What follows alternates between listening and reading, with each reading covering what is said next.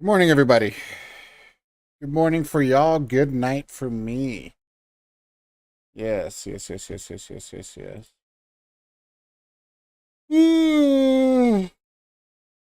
Your boy Gonzo is tired. I'm talking tired. But I gotta be doing these reactions. I gotta get better at reacting. I'm not drinking beer this time. I'm switching it up. I'm just drinking a little bit of coffee. Cold coffee. Okay. So let's calm down. All right. I gotta stop drinking beer during these reaction streams because I think that's what's uh, sending my ass to sleep. Maybe, I don't know. But this coffee's a little overkill. Not gonna lie, but we're just gonna test it out. Gonna test it out. Hold on, just give me 1 second of breath.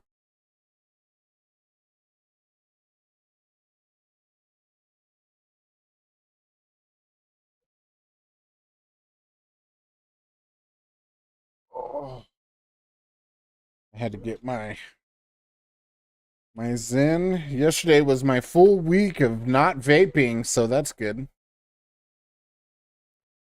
Full week, no vape, but still getting nicotine.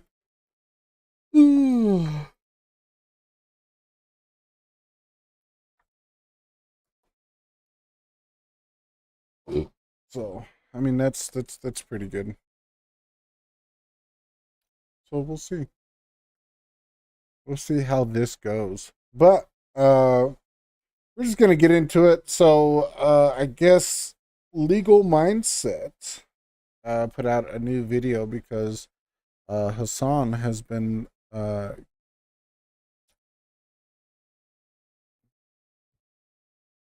is it? What is it called? Causing defamation about the lawyer that has reacted to Ethan Klein's stream. So we're gonna take a look at that. So let's get into it.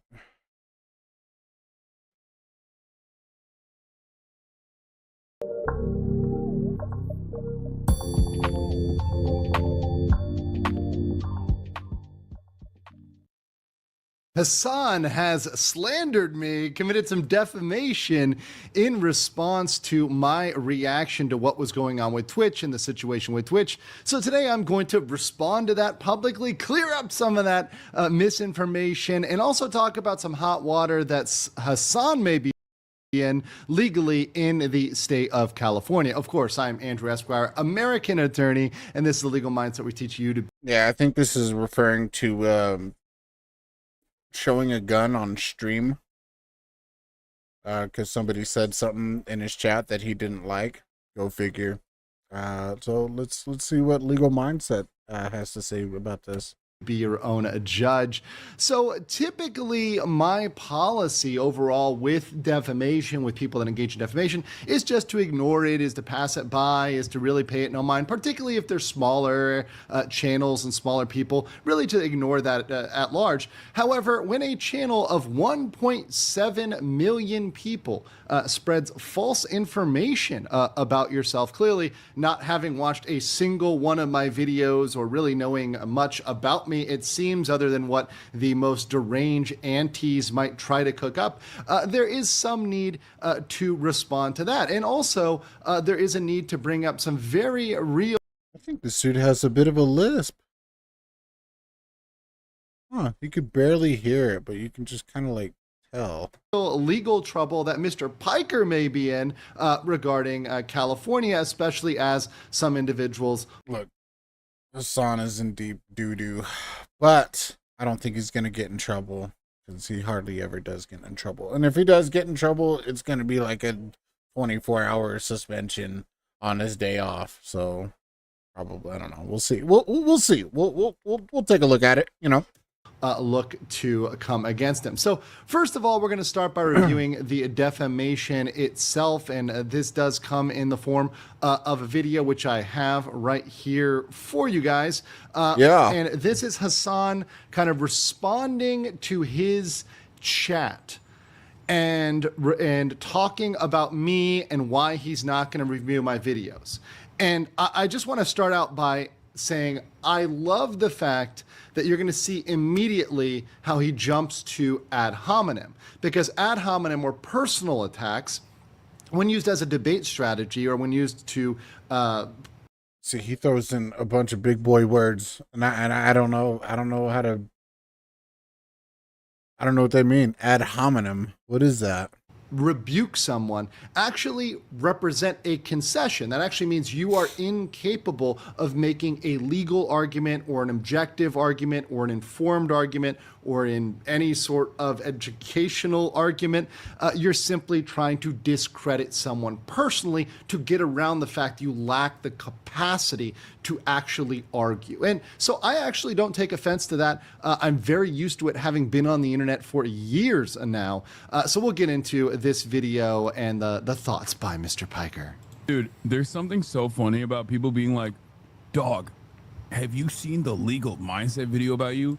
Dude, if I were to cover every Rumble lawyer, fake lawyer that it actually is. So let's stop right there. Okay, so Rumble lawyer is very interesting. And I think he may mention Rumble again. Yeah, he's not a Rumble lawyer.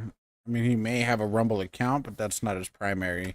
While I do have, I guess, still a Rumble account, I haven't uploaded it to years. I don't stream on Rumble. I only stream on YouTube, primarily as a major platform. I've tried the others. I don't like them. Rumble, just as a comment, initially offered a very good package contractually to stream on their platform, good advertising packages. That fell off way back towards the COVID days.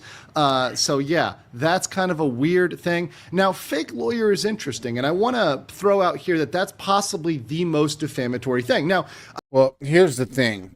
Hasan is calling you a Rumble lawyer because he's trying to associate you with the bad people, the unhinged type of people. You know, you got your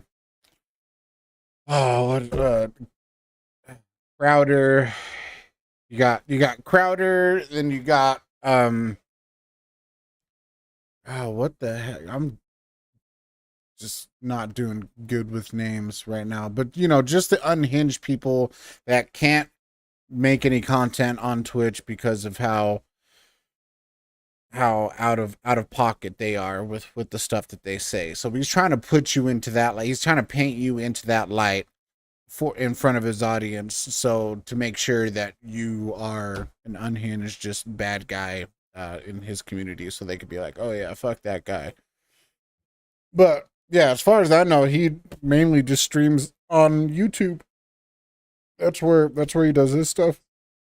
I want to give Mr. Piker some credit here, because perhaps. Oh, and he also called him a fake lawyer, which is not the case. Legal Mindset is an actual legitimate lawyer. Perhaps he knows nothing about me or knows nothing about the law. Well, clearly he knows nothing about the law or what words mean.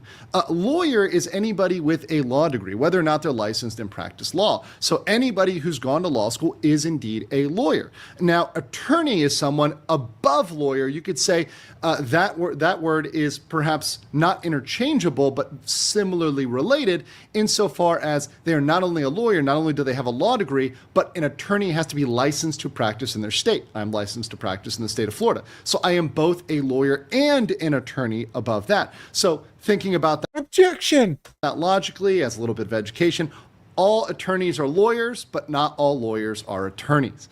So there you go, Mr. Piker. That's the language. So that statement is indeed false, right? That I am a quote unquote fake lawyer because I indeed possess a law degree from the University of Florida. So that statement in the future would be defamatory. And with that's the thing about Hasan Piker. He will just make up a whole bunch of stuff just to make someone look bad.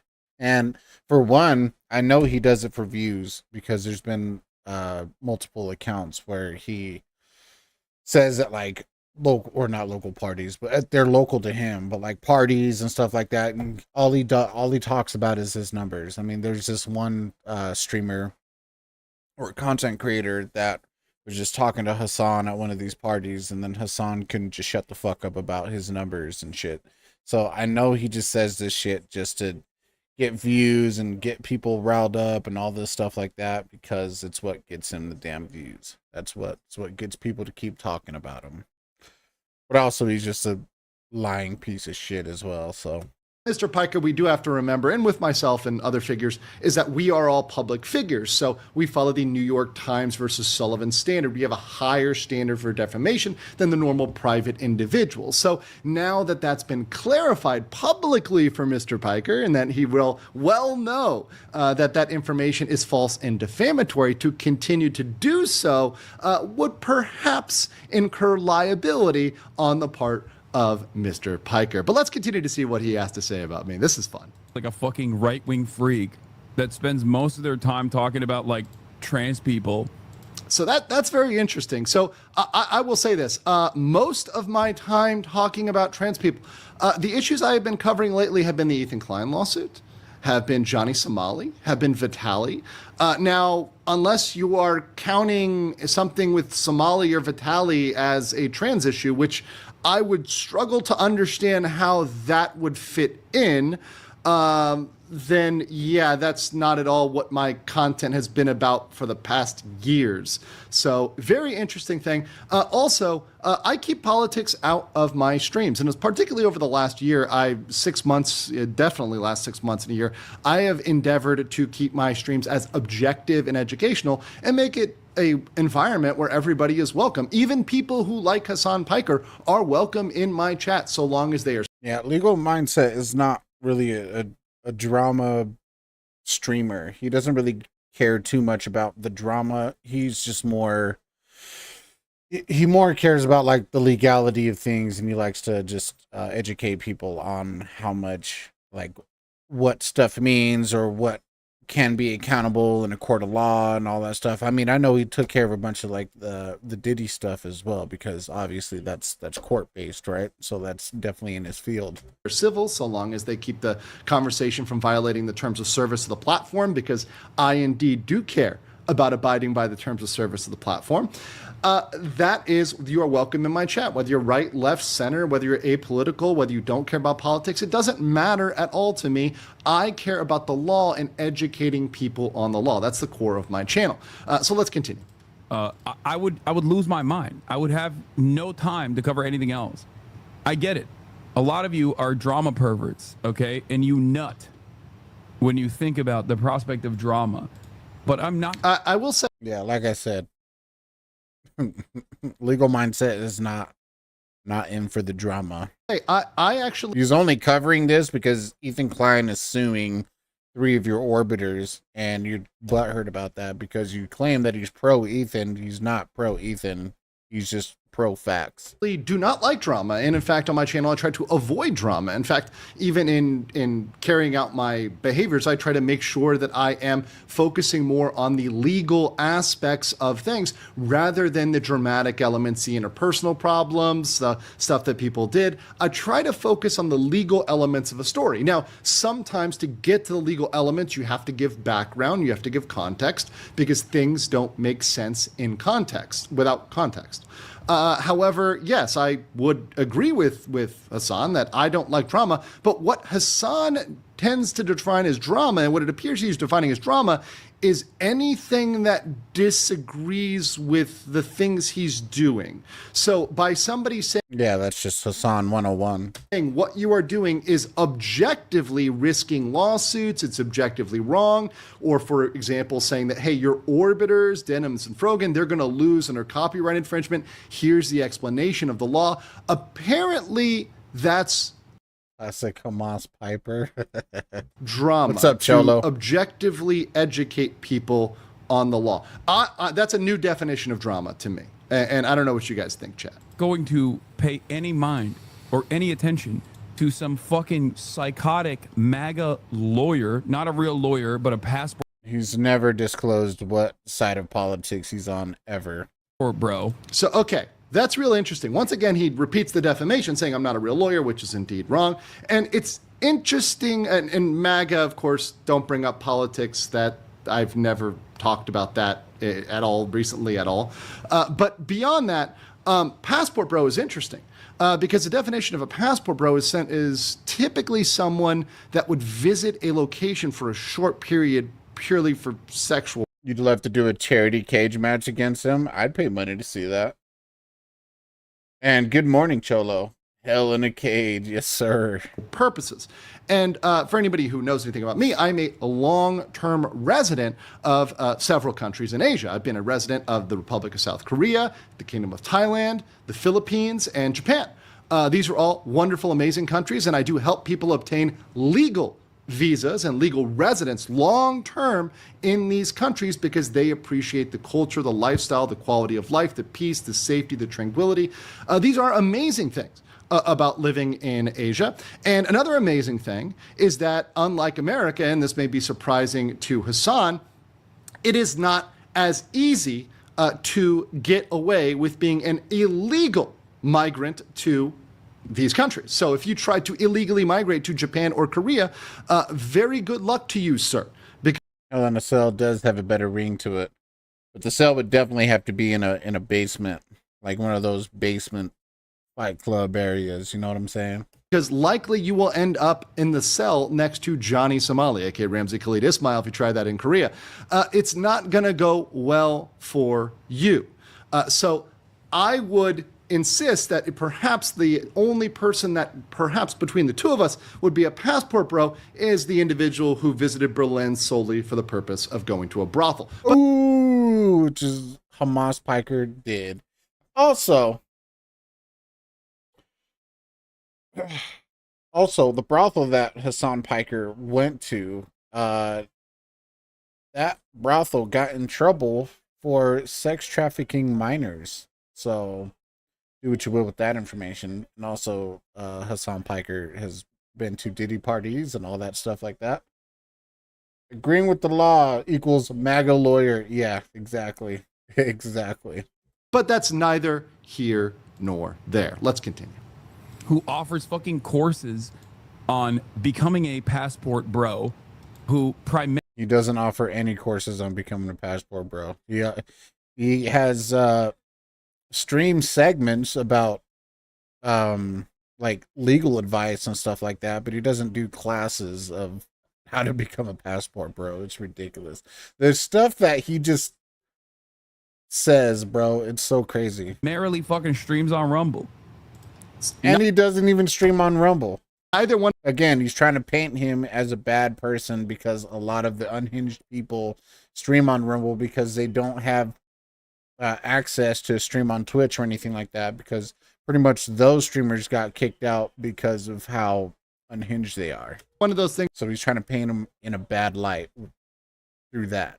are true. I do not have a single course Bro, just be on saying, becoming a yeah, passport definitely bro. just saying And shit. I do not primarily stream on Rumble. I only stream on YouTube. So, yeah, there we go. Why do you guys come in here and ask for this stuff? It's never gonna happen. And that's the great point. I'm going to leave it right there. It's never going to happen because Hassan lacks the capacity to actually address real issues and to actually respond to legal or objective arguments. Because he doesn't do his homework. Because he's incapable of doing that. Not only because he's not a lawyer, even a non-lawyer can make an argument, Chat asked for it because they like to crash out Hamas. Yes, exactly. can make Especially crash outs that get him to point a gun or grab a gun and threaten one of his viewers because the viewer said something that he didn't like. Rather than just banning the person, he grabs a gun and then partially doxes him and then threatens him. a policy position, can say this Yeah, should be that this was way very bad. for XYZ. But because he needs to discredit others by ad hominem in order to try to win an intellectual argument. And frankly, that's at the lowest level of argumentation. But one thing he really can't argue with is the law. And in fact, there's a California law, which was pointed out by a California lawyer friend of mine, where that shows that he may have violated this statute, 653.2. involving electronic cyber harassment. So this is the statute which reads, every person who with the intent to place another in reasonable fear of his safety. So if you have the intention to scare somebody else, to place them in fear of their safety, or the safety of that person's family by means of an electronic communication device, a computer, or a cell phone, and without the consent of the other person, and for the purpose of imminently causing that other person unwanted physical contact, injury, or harassment by a third party, electronically distributes, publishes, emails, hyperlinks, or makes available for downloading personal identifying information, including but limited to a digital image of that other person, or an electronic message of a harassing nature about that other person, which would be likely to incite or produce that unlawful action. So he put out that photo and he engaged in those actions with the intent to instill fear in that other individual. So that individual could look into contacting California law enforcement, could look into that pertaining to Hassan and take action thereby. Very interesting and something for him to worry about, but of course, only if he addresses the real issues. Let me know what you guys think in the comments below, and I'll catch you on the next one. All right. Well, that was pretty good. It's pretty good. I like Legal Mindset. Legal Mindset is... he's kind of goated. Not even gonna lie. Not even gonna lie. What else do we got though?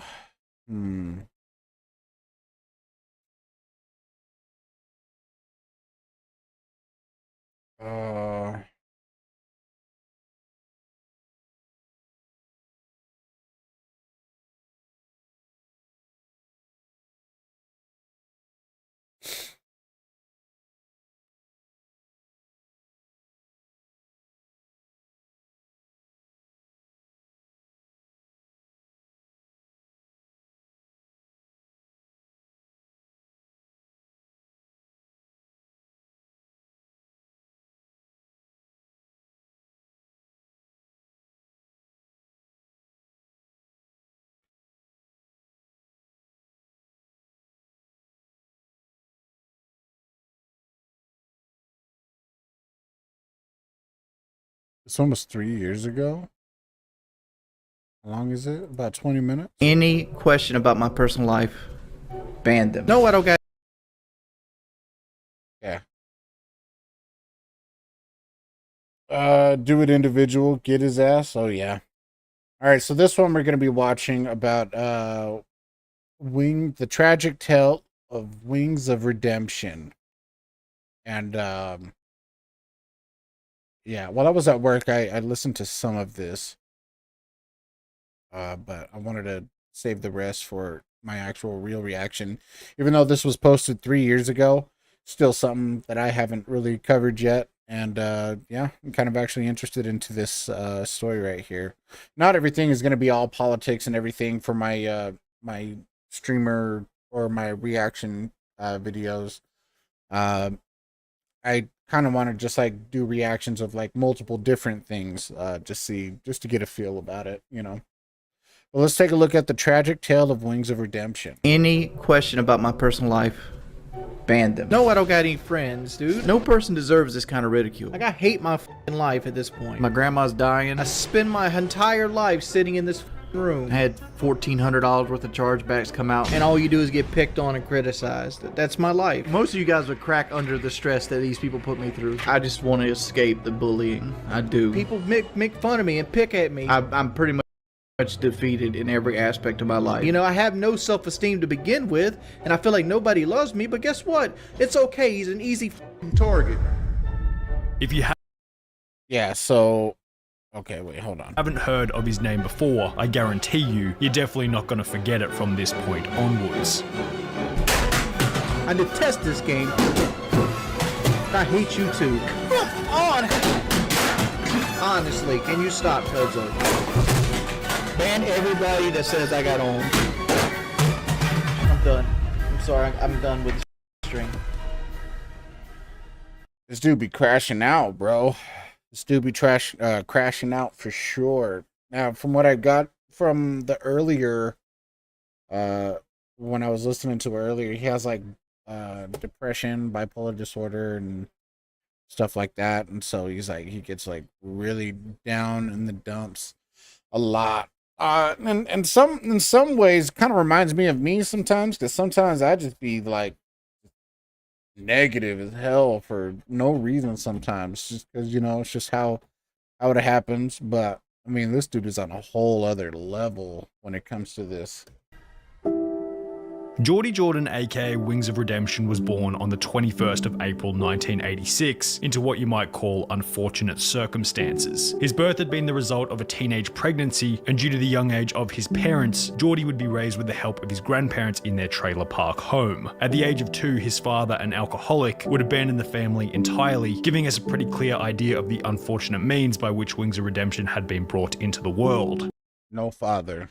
Yeah, fuck, man. However, while the circumstances were far from desirable, as Geordie Jordan entered school, he would begin to excel in sports, claiming to be one of the most athletic people in his class. That would be until a physically gifted foreign exchange student joined his year, placing Geordie in second place for most school sporting events.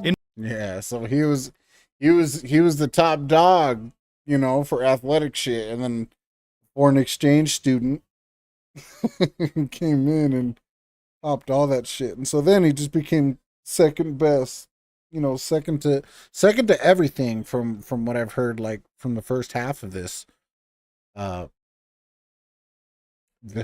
tragic tale of Wings of Redemption. In order to counteract this, Geordie explained that he began to eat more during dinner time under the assumption that it would help him grow faster, hopefully giving him a physical advantage over his opponents. However, this would cause Geordie to begin gaining excessive weight, ultimately leading to a sporting underperformance and isolation into the fantasy world of video games. Damn. So yeah, he just depression ate, stress ate, depression ate, all that, and he gained a lot of weight from it. And like any habit you pick up, you know, trying to eat a lot. Yeah, without actually doing anything with that. Yeah, he just kind of spiraled himself downhill. And that's the thing, man. So the thing of like people like Wings of Redemption, right? You feel like you're at the top of your game on something, right? And then somebody comes in and shows you like, hey, they're better than you at this, and it brings you down, right? But there's two types of people. Okay? There's two types of people. One type is like, okay, cool. Let's put that to the test. And sometimes there are those people that go above and beyond and, you know, surpass it. Or they just keep letting that bring you down. You want to take a guess on what type of person Wings of Redemption was? Let's find out. In the process of this, his family, including his brother and single mum, would move from his grandparents' trailer park home into low-income government housing, where Geordie Jordan would continue to gain weight while further isolating himself from society. By the age of 14, he had reached approximately 240 pounds or 110 kilograms, also being diagnosed with bipolar and social anxiety disorder. Yeah, there it is. Bipolar and social anxiety disorder. You know, funny thing about me, when I was like 14, no, how old was I? I was like 15 or 16. I was like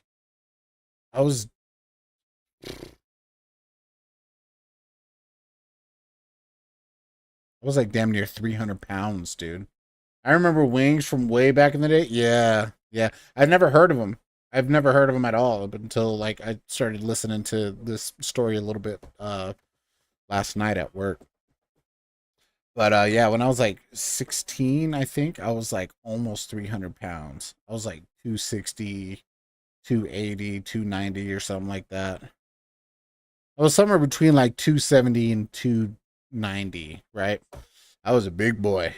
Yeah. And I was fat, dude. It was crazy. Like 2012, 2013-ish. Honey Soy Marth. Yo, what's up, man? What's up? That's a lot of volume, Gonzo. Yeah, you know, he ate because he was depressed. I ate just because I loved to eat. Yeah, I was a big boy. But later on in life, I was like 17, going on 18, I think. My mom started doing a trucking job, and she didn't really send money over, and so there was like nothing to eat. And then all my friends like lived really far away, so I started walking like all the way over to my friend's house. I didn't have a car or anything. So I ate a lot less and I walked a lot more. And next thing you know, lo and behold, being broke and unprivileged made me lose some weight. So that was pretty good. Yeah, it was awesome. It's not like my mom didn't care about me. She just didn't, I don't know. I guess she just didn't think to get food for the house. So it's all good. What was that? What was what? What was what?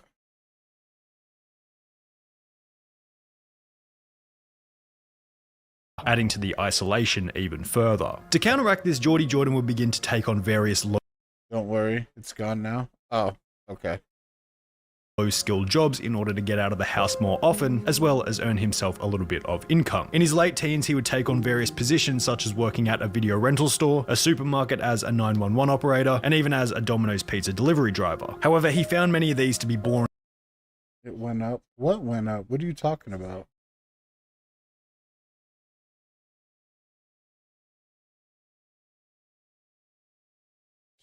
Oh, I wonder if you're seeing, because so my window is like straight that way, and so there's cars that drive by. So I wonder what you're seeing is like probably a reflection from the cars, and then you just see the lights go up or to the side or something like that. That's probably what you're seeing. And unstimulating, often leading him to quit within only 2 weeks. It's on your headset. Don't you fucking...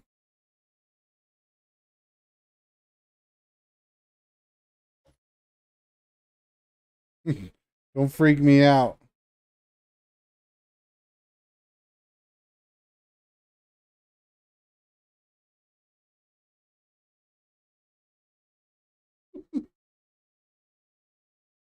You're making me freak out. There's nothing on my headset.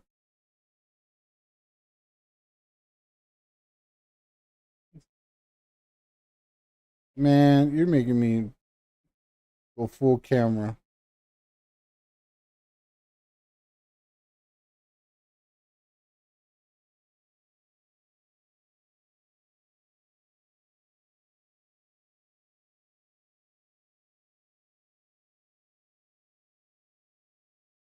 Nah, I'm good.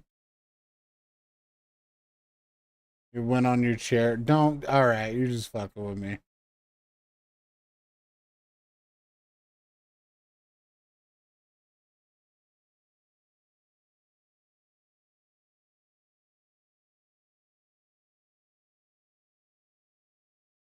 If I see like a spider or something. There's nothing on my chair, bro.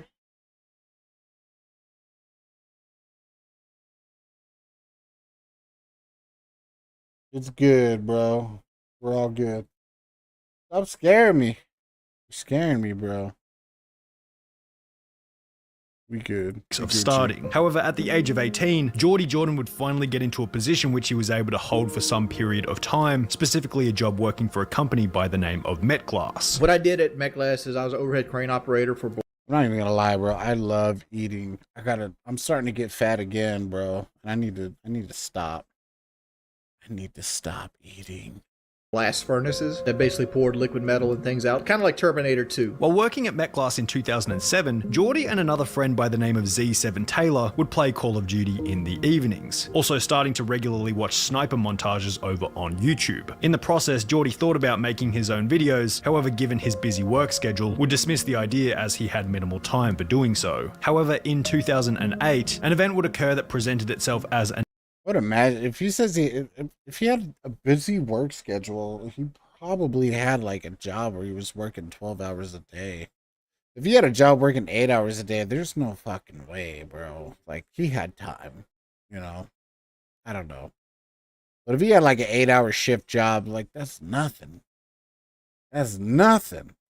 a negative in the beginning, however would turn out to be a huge turning point in his life, the global financial crisis. Geordie explained that since he was one of the more expensive employees at Metglass, he was one of the first to lose their job as business profits began to tumble. They started laying people off, and one of the people that got laid off was me because I was one of the newer employees, and I was also getting paid more than most of the employees on the flag factory floor. He would then be put on government unemployment payments, which in combination with his previous employment history seemed to dampen Geordie Jordan's confidence in relation to his ability to hold down a job working for someone else. If you think I could hold a job down, you're kidding yourself. The reason I don't get a job is I can't hold one down. However, there was one advantage to come out of this whole situation. Hey, you know, I'm not gonna lie. There's been a couple jobs that I couldn't hold because I just wasn't interested in it, man. Just wasn't interested in the work, you know. And I get in those moods where I'm just like, fuck it, I'm just gonna call in, and then I'd rack up the points, and then, you know, eventually I'll get let go from jobs. But I've had jobs that I've kept for years though, so it's not like that I can't hold a job. It's just more of like, I don't know, I'm just not feeling some jobs, you know. There's some jobs that I like absolutely thrive at, and then other jobs it's just like, you know, it is what it is, you know. So I don't know, but situation. Suddenly, Geordie Jordan had all the time in the world. His friend Z7 Taylor had started making his own Call of Duty videos, and noticing the success of them, Because I seen Taylor and his channel, and I love reading the comments, so I'm like, damn. he would order a HD PVR capture card and begin to record his own high-definition Call of Duty videos in his newly found free time. Geordie Jordan would then register a YouTube channel under the name Wings of Redemption, taking the name from an inscription on King Tut's tomb which stated, "Death shall come quick on swift wings to him who disturbs the peace of the king." But while making a brand new channel was extremely exciting for Wings of Redemption, he wouldn't even make it past his first video before embroiling himself in some level of controversy. In his damn, his first video, he's already getting in trouble. What now? his very first video, Wings felt the need to stick up for a Call of Duty strategy known as camping, where the player would stay in one location for a prolonged period of time and Oh, so he was a camper. Okay. wait for players to come to him instead of the other way around. Some people think I'm a camper, which I am a camper. The strategy was common but often frowned upon by players who were more aggressive, and as a result, his comment section would fill up by many who opposed his playstyle. However, on the opposite end of the spectrum, people also respected Wings for his honesty and his unapologetic nature towards the strategies that he preferred, and as a result, he began to build an audience. Given the almost non-existent competition on YouTube at the time, Wings would quickly become one of the fastest growing creators on the platform, and with such he began to gain the attention of other large Call of Duty YouTubers, specifically one by the name of Woody's Gamertag. Hi, this is Woody, the Unexceptional Gamer, and I make Call of Duty videos. That's nothing. I got in trouble before my first video.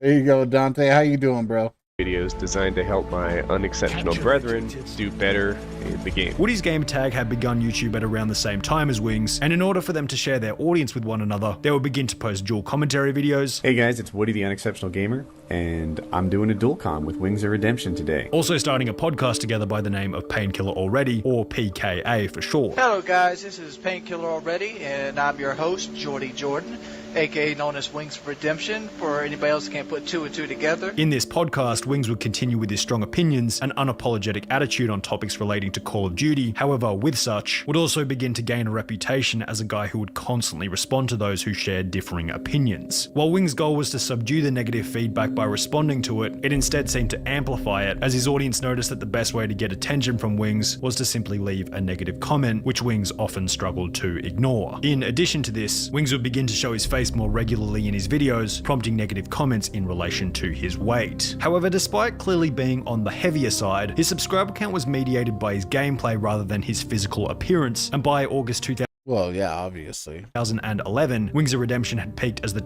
My first video title going to be addressing the allegations. Yeah.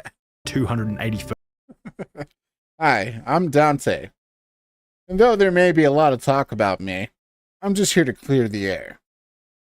most subscribed channel on all of YouTube, with a little over 300,000 subscribers. Speaking of allegations, there's this one dude that used to be on they used to be like consistent in my channel. He was a cool dude.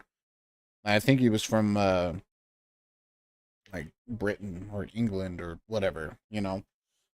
And he was telling me that he got in trouble for STABBING somebody out of self-defense, and then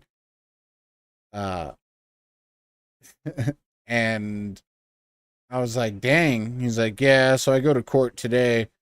And then he came back the next day in my stream, and I'm like, how'd it go? He's like, I think it went pretty good.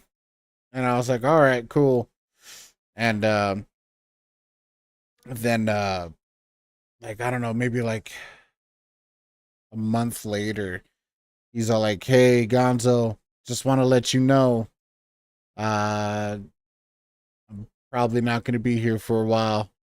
I'm like, oh, what? And I was like, I don't want to ask, but I'm pretty sure I know what it might be. He's like, yeah, I'm probably not going to be here for a minute. So just letting you know. I was like, all right, well, thanks for the warning, man. Thanks for letting me know.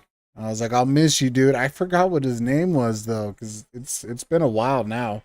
You can just say it. Nah, I'm not going to. But, yeah, so now I haven't seen him since. So I don't know. I don't know what a while means. I'm hoping it's probably a few months or a year, maybe. I don't know, but hopefully he'll come back. Oh, no way. Check this out. Ban. How about that? How about them apples? All right. Back to the video, though. Subscribers, and for all intents and purposes, Wings of Redemption's YouTube channel seemed to be chugging along just fine. That would be until the 67th episode of the Painkiller Already podcast, where the tragedy of Wings of Redemption would really set into motion after one of, if not the most notorious Call of Duty events in YouTube history. To spice things up on this episode of the podcast, Woody and Wings would invite another streamer and YouTuber on by the name of Syndicate, who Woody described to be The best Call of Duty Zombies player on the planet. possibly feeling subconsciously threatened by Syndicate's channel and Call of Duty skill. Wings was, quote, wildly Bit of a hot take. I've never really liked Call of Duty Zombies. I know it was a big game for a lot of people, but it was just, I don't know, way too repetitive for me. Way too repetitive for me. I never even got into it. Even the new one in the new Call of Duty, people were like, oh man, it's just like the old one, but like better. And I was like, all right, I guess. And like, I don't know, I just don't like it. A lot of people keep like, no, just keep giving it a chance. Like, bro, I've given it like 15 chances. I'm done, bro. disrespectful to Syndicate throughout the stream. I could put up a fight against, you know, in like COD 4, Modern Warfare 2, World at War, but then throw me in against Black Ops. You would get destroyed in World at War. I have never lost. In addition to this, Wings would go ahead and state that He says that he'd be much better at zombies on his first game. He doesn't even play zombies, but if he were to, he'd be much better than the best player on the planet. in order to settle the dispute, Wings and Syndicate would agree to 1v1 each other in multiplayer. What, you want to go M16s on Bog right now? That could go. I'd do it for the fun of it. I'd go for it. Let's do it. So what map are we playing? With game rules that favored Wings as opposed to He Syndicate. lays it all out there, so it's to his advantage. Just to top it all off, the match was hosted on USA servers, favoring Wings and giving Syndicate a massive disadvantage due to lag as he was located in the UK. There was no way that Wings could Hottest take ever. It's just like a lot of people were like, you never liked zombies? Like, I get it all the time. And I'm like, no, I've never liked zombies. I feel zombies was just the most overrated game extension ever. possibly lose this match, as the odds were completely stacked in his favor, or so he thought. The winner would be the first player to reach 30 kills, or I'm offended. You better be, Dante. You better be. whoever had the most kills at the 10-minute mark. After 9 minutes of intense back and forth, Syndicate had 13 kills, while Wings only had 9 with less than a minute remaining. Realizing that there was no way he could catch up, Wings would announce that, Yeah, I probably won't be on Painkiller Ready again. which was followed by events that I think are best experienced by simply watching the real footage. Wings, did you spawn in? I broke my controller. You broke your controller? Yeah, keep laughing, you. Damn. Why the you stream that shit? It was your idea. No, I didn't say stream it. In front of 7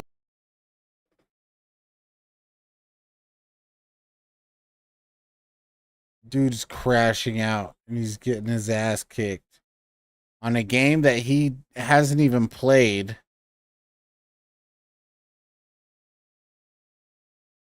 And he's blaming everybody else. That's crazy. 7,000 live viewers. After hours of trash talk, Wings was humiliated with 9 kills as opposed to Syndicate's 14. Geordie's reaction led his audience to realize one simple thing. Wings of Redemption was not this famous Call of Duty hero who took a romantic risk by starting YouTube. No, he was an immature man-child who happened to catch the Call of Duty YouTube wave while living on unemployment. The difference between his online persona and true personality had finally shone through, and in case Wings' reputation hadn't deteriorated enough already, this was really only the beginning. Syndicate would post a screenshot to his Twitter the following day, displaying a conversation in which Wings had requested that they play again in a fixed match, where Syndicate was got to deal with you. I got Alki David willing to put up $5,000. You get $3,000. I get 2,500, but I have to come out on top. $2,000. Sound like a good deal? Or do you want no part of it? No, not at all. I'm not taking any part in that. It's free money. I'd rather earn money. Oh, I'd rather earn money. Well, I need this kind of money. I don't make $2,500 a day. It's regardless of the money. You want to come out on top of the situation. You made it 10 times worse. Would let Wings win with the goal of restoring Geordie's reputation. The screenshot would end with Syndicate stating, "You want to come out on top of this situation, you just made it 10 times worse," as well as, "No way, Wings, you just..." I got a family to feed, so money is a big deal to me. You said you wanted to bury the hatchet. What better way? We both make money, and I beat you. What was that? Peace931, thank you for the follow, man. Thank you. What better way to roll? And I beat you by like 1 kill in game 5. It's $1,000 to lose a game. You're not expected to win. I figured I'd offer it. No wings. You just blew it big style. And he left the chat. Damn. Love to join me your live streams. Whenever you're streaming, add me on Discord. Oh, god damn it, dude. Come on now. Blew it big time. Wings' videos would then begin to fill with comments regarding his childish reaction to the loss. However, rather than Wings, you are seriously and honestly not a good COD player. Can't believe you said you're better than the game and Mark of J. Your aim is bad, even at 2. Fuck, and don't leave PKA. Woody should kick you out. I get more angry to hear your stupid opinions other than noon-tubed. Let me just say this. Can you let others person saying something smart or funny? Man, people really gotta just know how to spell, bro. This is crazy. than rectifying it by stating that Syndicate won fair. I'd rather steal money. Damn, Dante. Calm down. Wings would paint himself as the victim of the situation, stating that the reason he didn't win the match was because Woody hadn't set the rules correctly. In addition to this, he would upload videos talking about the many problems that he'd been dealing with, uploaded with the assumed goal of garnering sympathy from his viewer base. There'd been so much stress with sub box breaking, the view count thing, the losing the 1v1, all the haters, all the loss of subs. I've actually gained 20 pounds because all I've been doing is worrying and eating, worrying and eating. The problem was that so this dude is what guilt baiting people? That's what he's doing? That's just, man, this dude plays victim a lot, bro. Attempting to garner sympathy ended up having the opposite effect on his reputation, as the approval seeking did nothing but display his overwhelming lack of confidence. This lack of personal confidence also began to manifest itself in videos where Wings would talk about his weight, stating that he had gained approximately 100 pounds from comfort eating since his reputation began to decline. In order to combat this, Wings would move in with a newer member of the PKA podcast, Kyle. Not a new member, sorry. Just a dumbass. Since his reputation began to decline. In order to combat this, Wings would move in with a newer member. Not a new member. Sorry, he was there from the beginning. Forgot to introduce him earlier. Oh, yeah. Of the PKA podcast, Kyle, where Kyle would act as his personal trainer, giving him an exercise routine and cooking him healthy food for every single meal. Kyle had even spent $5,000 to rebuild his shower. And if he was going to live with me, we would have to put in a new shower. So construction began the next day. on a $5,000 shower. Stating that it would have been too small for Wings to fit in. However, despite Kyle putting in an incredible effort to help Wings, after only a week, Wings had requested to leave. Kyle convinced. Wait, what? Yo, this dude took you in. He was helping you. Construction began the next day on a $5,000 shower. Stating that it would have been too small for Wings to fit in. However, despite Kyle putting in an incredible effort to help Wings, after only a week, Wings had requested to leave. Man, that's bullshit. Come on, bro. He was trying to get your life better. You would have felt better. You would have felt amazing. You're literally your own worst enemy. I mean, at this point, you have nothing to blame but yourself at this point, dude. You had a huge, tremendous amount of help, bro. What are you doing? Kyle convinced him to stay for another 3 weeks, leaving after having lost an impressive 40 pounds. You lost 40 pounds, bro. That's good. Upon returning home, Geordie would hire a personal trainer. However, problematically, given his lack of discipline and the return to his old environment, Wings would gain the weight back in the few weeks following his return home. Despite having left Kyle's house, this wouldn't be the last time that they hung out. Approximately 5 months later, the 3 main members of the PKA podcast, being Woody, Kyle, and Wings, agreed to go on a survival-style camping trip in the woods together. Kyle travelled 3 hours from his house to the location at which they agreed to meet, which was followed by a call to Wings checking to see how far away he was. This would be the point at which Woody and Kyle's continually compassionate attitude towards Wings would finally dissipate. I'm driving in the night before. Let me give old Wings a call, make sure we're all good to go here, you know. Call him up, say, hey man, get ready to do this thing. I'm driving in now, about 3 hours from the place. What are you up to? He's like, I'm not going. What? So a whole survival camping trip, and last minute he backed out, and he didn't even let him know.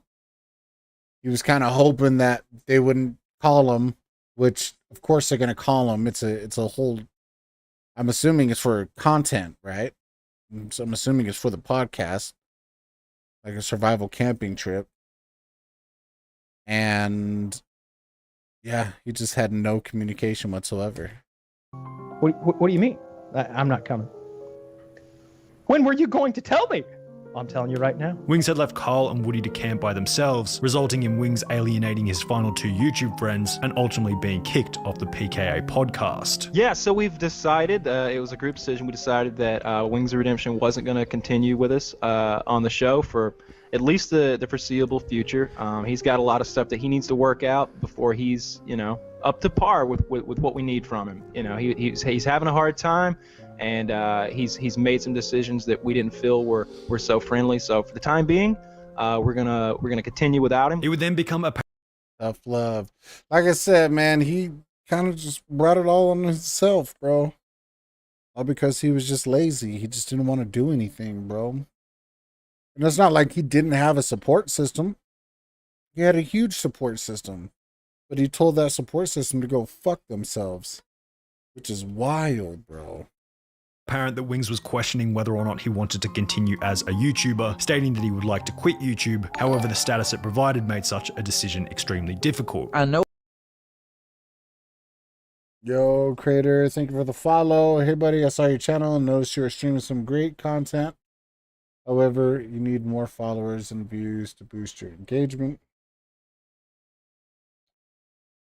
and achieve the verification or partnership within a month. I can help you get 25 subscribers within 3 days, pushing you closer to earning $1,000 monthly. Feel free to contact me on Discord at Creator Boost. No, I'm good, bro. Appreciate it, though.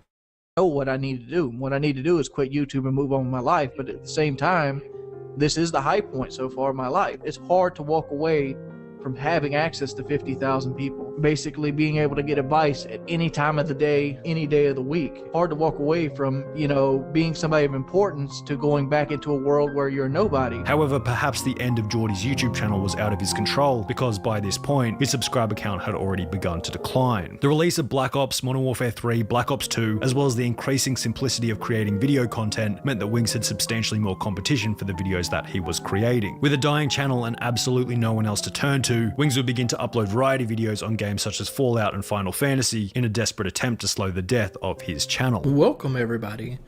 Welcome to my Fallout 4 playthrough. He would also attempt to recapture his old fame by covering Call of Duty drama and starting a new podcast called The Podcast Show with other washed up Call of Duty streamers like Whiteboy7 Street. However, Other washed up Call of Duty streamers. Damn, that is brutal.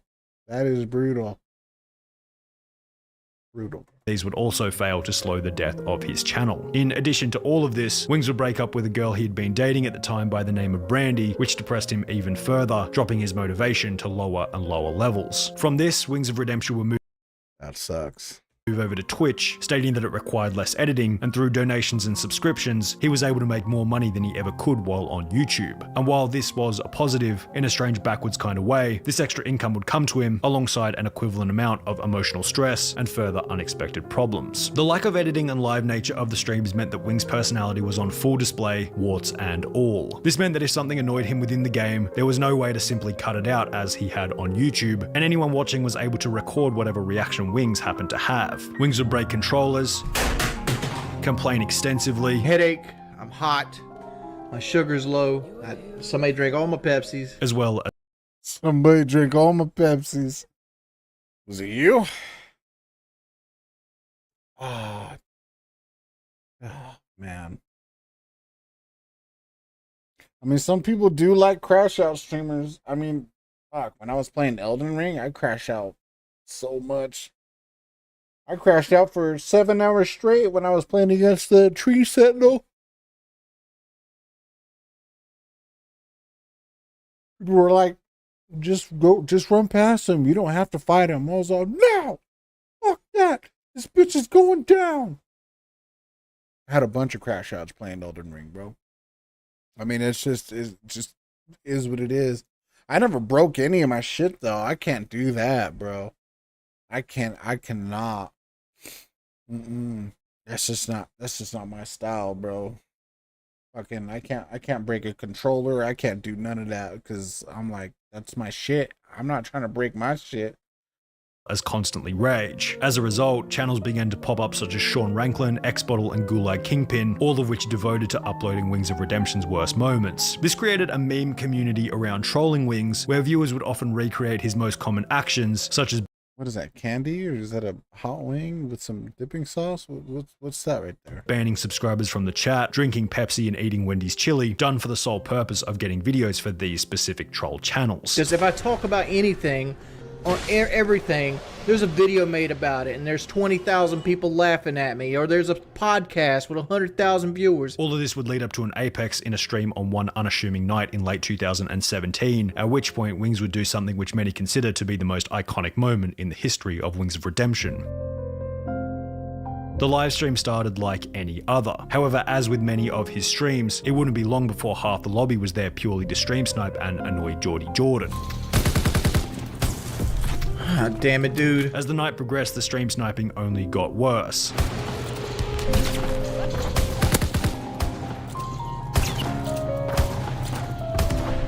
Damn, so they're on his team, but they're purposely getting in his way, dude. That's fucked. That sucks, dude.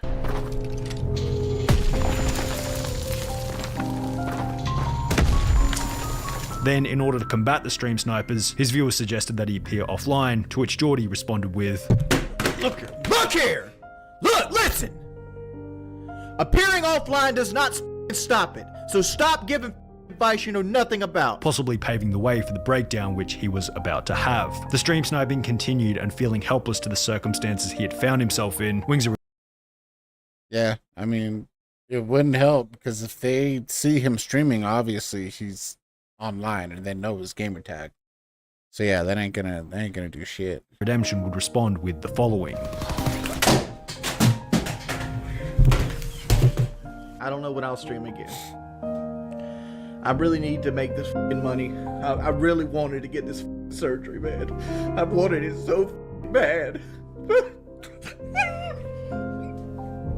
I just can't do it. I can't take this no more, man.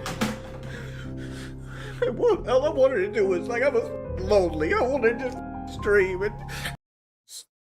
Just end the stream, bro.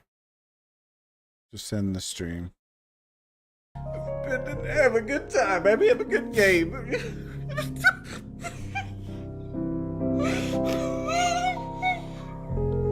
Reasonable crash out. Fries in the bag, bro. Yeah. Yeah. Fuck, dude. My life.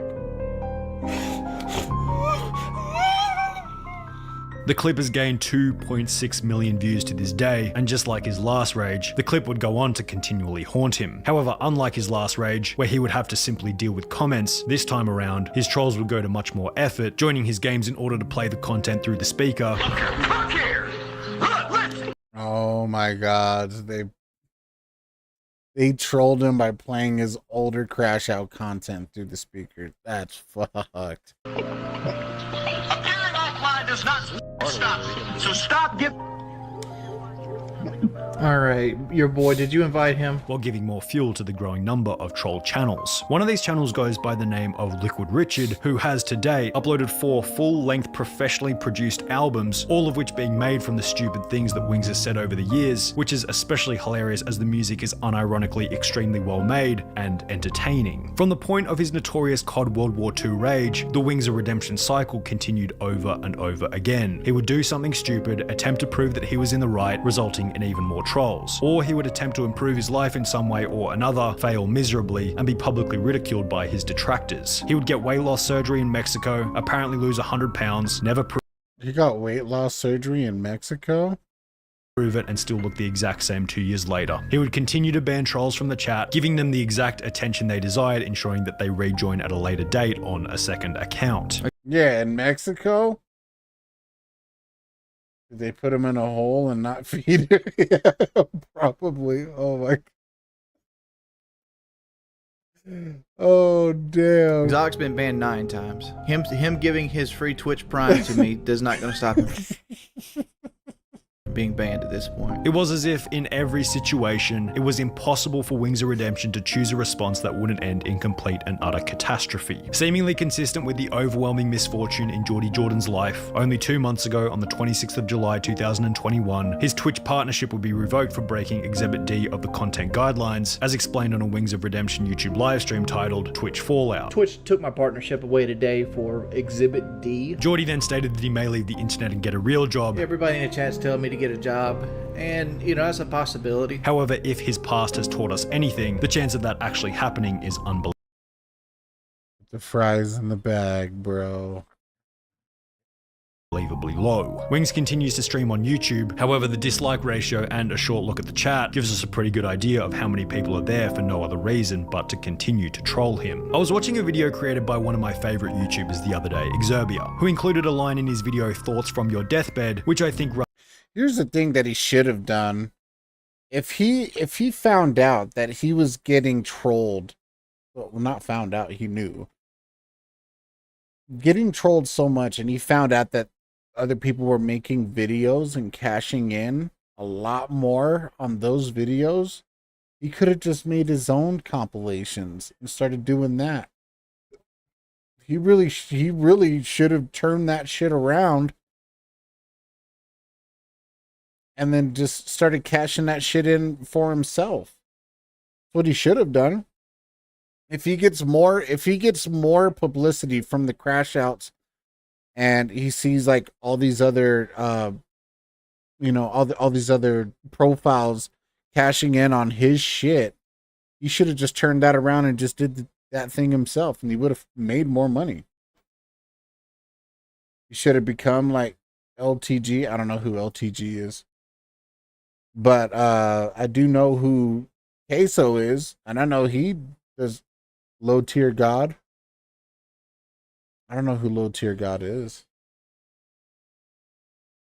What does he cash in on his crash outs and shit like that? Does he make a bunch of compilation videos? Dude, he should have done that, bro. Queso is amazing, bro. Yeah, Queso, he does I mean, he doesn't have crash outs, but he clips a lot of people like making fat jokes, and then I feel like he acts out his crash outs like it's for the content. I mean, he could have just done shit like that. You know what I'm saying? Queso's fat as fuck too. He's, you know, you gotta notice your strengths. You gotta utilize your strengths to the best of your ability. Dude could have mad cashed out on this, bro. He saw everything the wrong way. He had a support system. He told that support system to go fuck themselves.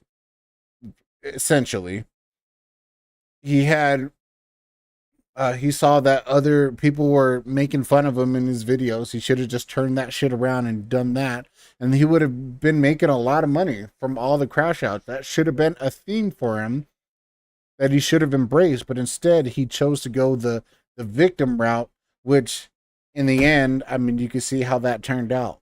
Dude is a dumbass, bro. He was a cash cow. He just couldn't see it.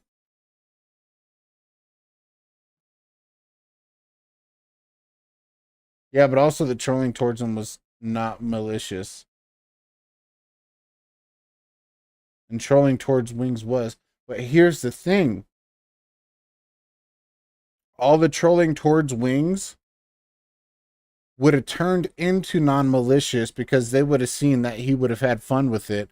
And then they would have just done it for the love of the game. And then Wings could have just started capitalizing in on it. The only reason why they were trolling him because out of malicious reasons was because they knew that he'd get mad. So you weed out the ones by just embracing that shit and be like, oh, it's not fun anymore. But then there will be people that'll just troll him just to have fun, just like they would with Queso. I mean, it's the art of war, bro. You gotta let people know that that shit ain't getting to you.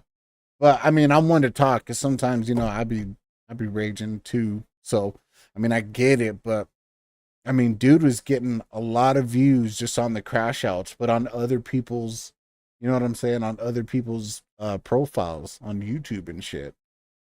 Dude should have cashed that in, bro. Runs incredibly true to the tragic tale of Wings of Redemption. The hard road was easy, while the easy road was hard. Wings of Redemption has spent his entire life attempting to walk the easy road, avoiding anything that would result in short-term adversity. However, through seeking comfort, he's ironically transformed his life into a complete and utter tragedy. It's as if you can't really avoid the tragedy of life, but the choice we get is whether or not we want to experience the tragedy now. He's got 2 whole ass Wendy's chili cups, bro. By our own voluntary admission, or whether we ignore what we need to do and have the tragedy happen to us later down the road, as is what happened in the case of Wings of Redemption. What is it? So Wendy's, like the fast food place, Wendy's. I don't know if you guys have it. You guys don't even have Baja Blast, so if that makes sense. Well, Wendy's, just a fast food place. Wendy's nuts. Yeah. Just big ass chili cups, bro.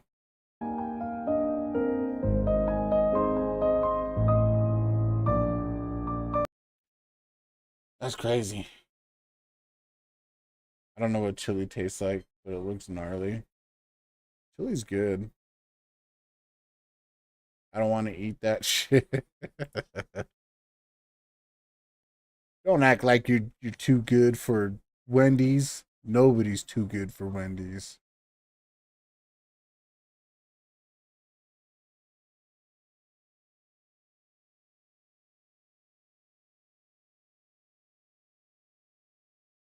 Anything coming from India or Mexico, I don't want it.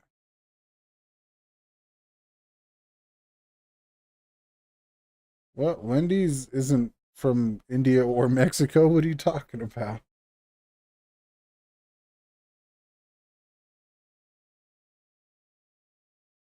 What are we at? An hour 16? Damn, man. What else? What else do we got, dude? What else do we got? Take a look here.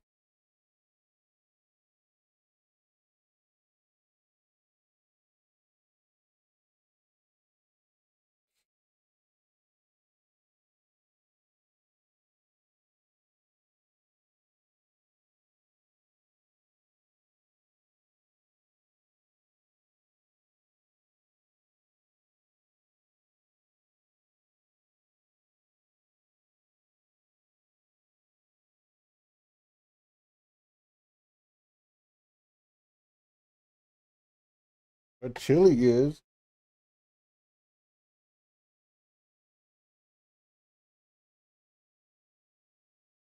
Chili's not from India. They probably make it in India, but no, Chili's like from what I know, just what's it called? Like a southern thing.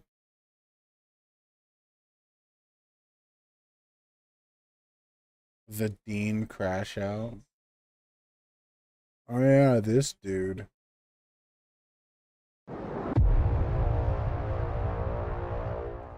You ever heard of Dean Withers? What's that pen you huff on? Funny you ask. Oh yeah, yeah, that's right. It's the pen meltdown. What's that pen you huff on? Funny you ask. Anxiety. Let me just Okay, get it right, buddy. Anxiety. Just give me a minute, Socrates.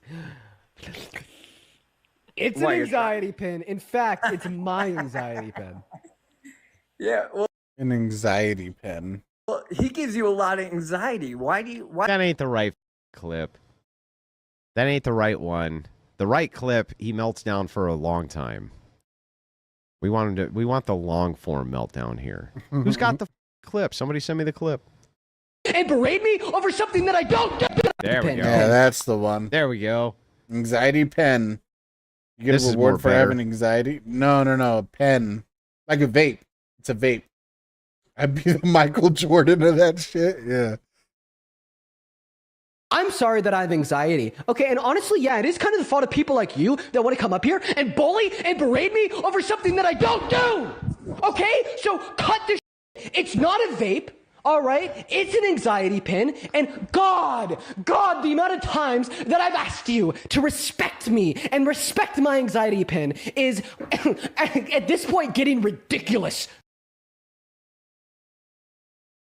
Dude is crashing out over a vape because somebody called. I got his, roped in with Dust till dawn.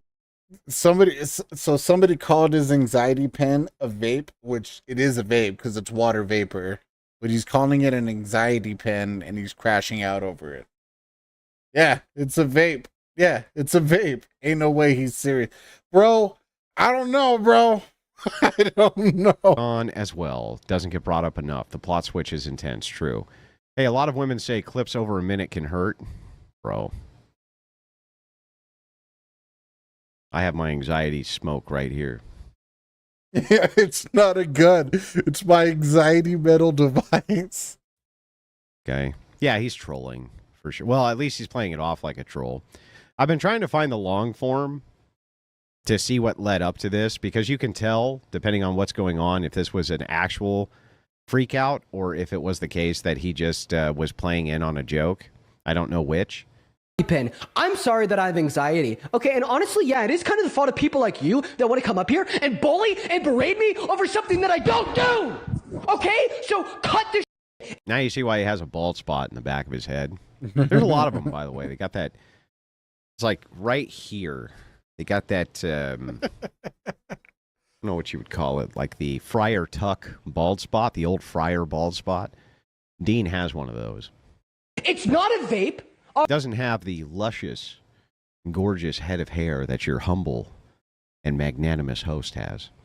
All right, it's an anxiety pin, and God, the amount of times that I've asked you to respect me and respect my anxiety pin is, at this point, getting ridiculous, Kodia. So please, Justified crash out? For the final and for the billionth time, will you please just respect the fact that it's not a vape and that it's an anxiety pin? It's a goddamn anxiety pen. Get it right. What flavor is your vape? Yo, you really got You said what flavor's your vape? Get the out! Okay, so it's that part right there that makes me think that he was fucking serious about the crash out. Because one, he deleted the dude off the chat. And he's sincerely, like, before it kind of seemed like he was trolling a little bit. But then he got like super stressed. He got anxiety, I guess. He's trolling. Ain't no way. No, he's trolling. Bro. Don't know. Could be that he's trolling. Could be that he actually did get a little bit pissed off and then just went, try to play it off. I don't know because I need the larger context and I can't find the actual because you would be able to tell in the lead up. Yeah, you would be able to tell if it was a legit freak out or not. The anxiety pin is working wonders. True. The anxiety pin is working wonders. I don't work 7 days a week. He's overdoing his facial expressions and the way he says stuff. I mean, that is true, because, yeah, when he talks, like, right here. God, the amount of times that I've asked you to respect me and respect my anxiety pin is, at this point, getting ridiculous, Cody. So please. Justified crash out? For the final and for the billionth time, will you please just respect the fact that it's not a vape and that it's an anxiety pin? Yeah, that part right there, yeah, I can see that. But then this part just went, oh no. Get the out! That part though, I don't know. Cause he legit deleted dude off the chat, but he's making fun of his own people. Is he really? Oh, don't know. Could be that he's trolling, say that something exists or does not exist. But am I question begging though? Maybe I'm question begging there. I'd have to think. It's interesting phraseology. Get him out. I hate women. Okay, get out. You get out too, you weirdo. What? Dude. What? Do you vape? Parker, do you vape? No, it's a damn anxiety pen. Okay. What the dude? What? Okay, Joe, you suck. Okay, we're gonna move on to the next guest. I'm gonna watch it again though, just because I still think it's funny. Ben, I'm sorry that I have anxiety. Okay, and honestly, yeah, it is kind of the fault of people like you that want to come up here and bully and berate me over something that I don't do. That looked potentially legitimate, and then when he realized that it was an optical nightmare, he backed it into trolling. But I don't know for sure. Okay, and honestly, yeah, it is kind of the fault of people like you. Yeah, that part, yeah. Like, definitely a troll moment. Hi there, sorry for going insta lurk mode. I have to get going, but we'll be lurking. Have a great stream. Hey, thank you, Fox. I appreciate it, man. Even though he's trolling, he didn't get aura. Yeah. That want to come up here and bully and berate me over something that I don't do. Man. He's pretty upsetty spaghetti there. Upsetty spaghetti. It's Okay, so cut this. I want to come up here and bully and berate me over something that I don't do. Sorry that I have anxiety. Okay, and honestly, yeah, it is kind of the fault of people like you that want to come up here and bully and berate me over something that I don't do. Ooh, he doesn't do it. Okay, and he slammed the table a couple of times for emphasis, so you know. This is the face, the soy face. The soy face. The soy face that only a mother could love, telling you. Troll or not, he's a disgrace to the name. Most of us Deans are so much cooler. What a gimp. Yeah, look at Dean from Supernatural. He would never put up with this shit. He'd be out hunting werewolves and shit. Okay? He'd be out hunting werewolves. Dean from Supernatural. Not on TikTok. Okay, so cut this shit. It's not a vape. All right, it's an anxiety pin, and God. Yeah, all right, and then this right here, it's like he retracts back to the troll. God, the amount of times that I've actually, that might be funny. Let's speed it up here. Let's see how it sounds on 2x speed. I'm sorry that I have anxiety. Okay, and honestly, yeah, it's kind of the fault of people like you that want to come up here and bully and berate me over something that I don't do. A little too fast, maybe. Here, actually, let's slow it down. That might be better. I'm sorry that I have anxiety. Okay, and honestly, yeah, it is kind of the fault of people like you that want to come up here and bully. Actually, it's way better like this. This is like if Dean was drunk. Let's see. We'll put it at half speed. This is drunk Dean. This is how Dean would sound when he's drunk and losing his mind. Pen. I'm sorry that I have anxiety. Okay, and honestly, yeah, it is kind of the fault of people like you that want to come up here and bully and berate me over something that I don't do. Okay, so cut this. It's not a vape. All right, it does. He sounds.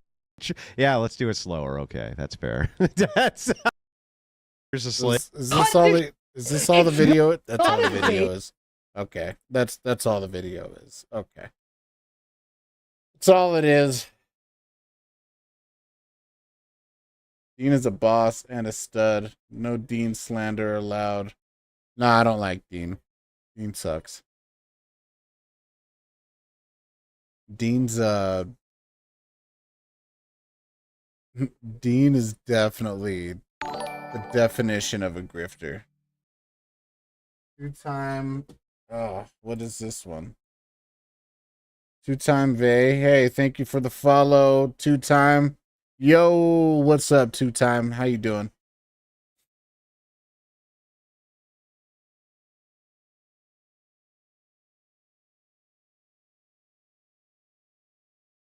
Respect my anxiety. Hilarious. Good, you? I'm doing good. Just doing some reaction this morning. Whoa. Yeah. No. Dean is definitely a grifter, dude. Dude, Dean used to be like a Andrew Tate wannabe, bro.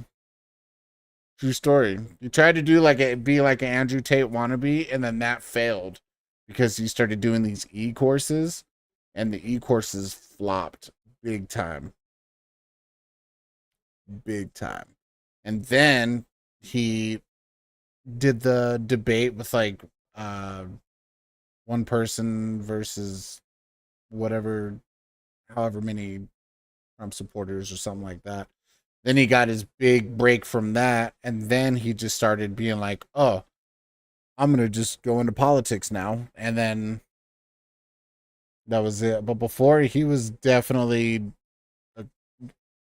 doing shit like fucking E-class scams and shit. He had an e-Bible and everything, bro. Talking about Dean from Supernatural. Oh, bro. Never mind, bro. My bad. My mistake. I thought you were talking about this Dean. I'm like, bro, what are you talking about? Yeah, never mind. Yeah. Wait, we are talking about the wrong Dean. Okay, my bad, my bad. Yeah. All right, Supernatural Dean. Yes. No Dean, no Supernatural Dean slander. What are we doing here? It's like, what are,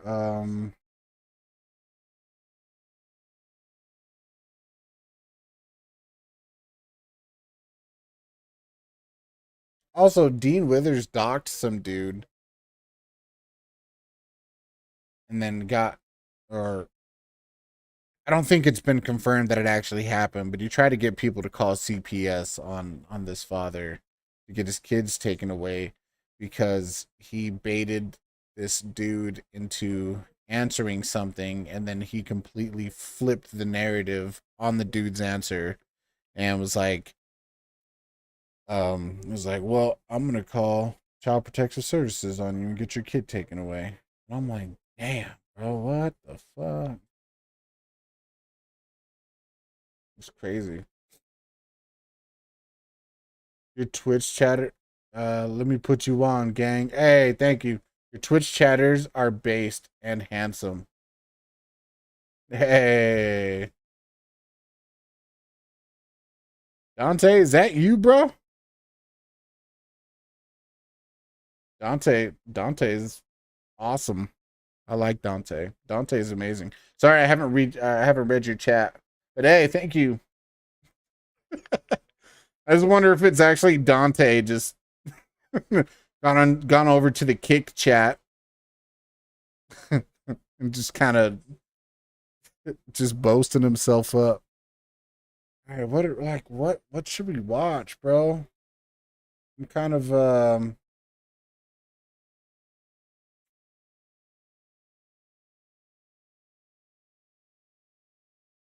he knew.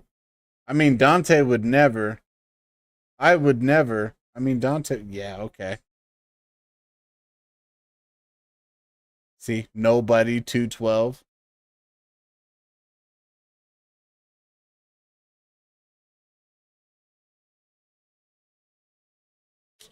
Oh, Dante.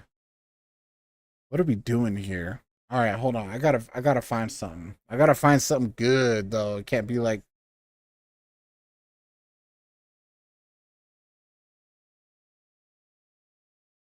When is this? 2 days ago. All right, I'll react to this the whole one. movie to fundraise for a copyright lawsuit. Casey Tron streamed the full movie to fundraise her copyright. What? How does that make sense? How does that even make sense? Oh my god. Where's the Umbasa. Search some Black Sabbath final show concert was awesome as fuck. Hey. part with Casey Tron? For the 3 targets of Ethan Klein. God damn it, Asmund. Why the fuck you gotta put your cam where the fuck mine is? Leave it alone, Asmund. Leave it the fuck alone. Jesus. And then watch. Next clip is gonna be. He's gonna move the shit over. I just know Copyright it. infringement lawsuits, of course, that is. Wait, is that a girl with a dude's voice, dude? A girl VTuber with a dude's voice? What do we got going on over here? Frogan, Denims, and Casey Tron. Oh. As pointed out by Dan Saltman here, Denims has received $10 Big in the last day, big day, huge day. 12 hours. Femboy. $10. Now, I talked about this tweet. God damn it. And then this. What's with YouTubers, bro?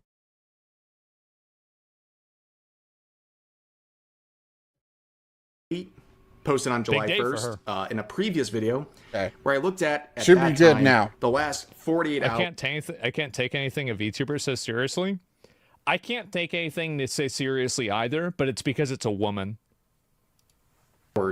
And how the various Denims has received $10 in the last 12 hours. In the past 48 hours, total donations received for the Ethan Klein Defense Fund, AC Tron, $259. And Frogan has raised $160. And that's just in the past 48 hours. I don't think that's. Maybe it is total.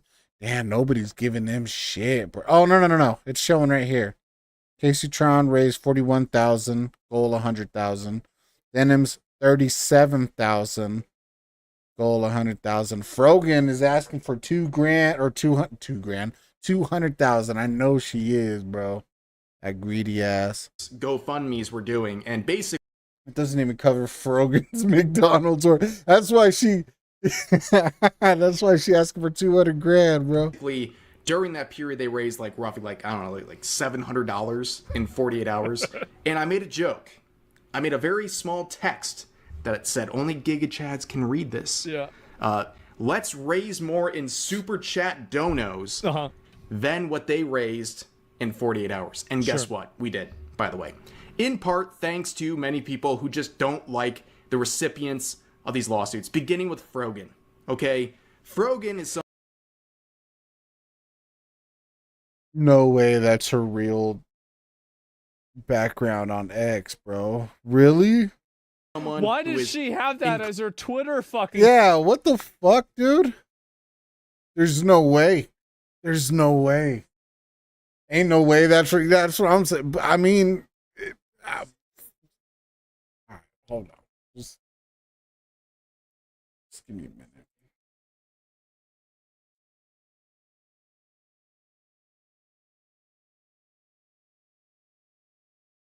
I gotta.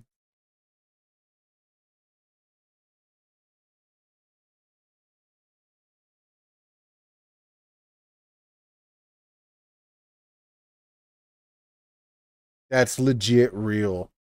That's legit it.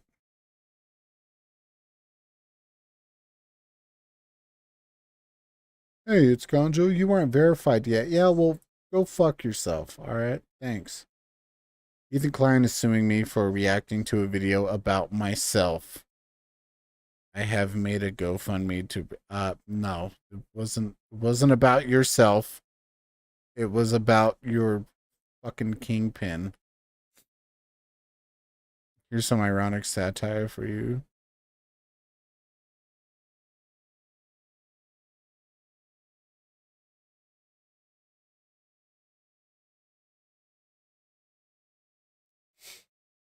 You ain't that important, Frogan. Let me see what the GoFundMe's at. Right now it's at 30. See, I told you her ass was asking for 200K. I told you, bro. So right now she at 34,000, bro.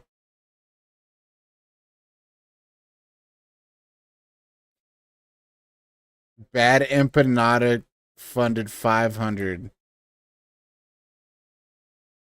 Of course he would.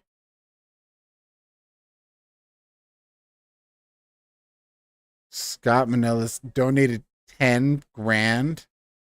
Xavier, anonymous.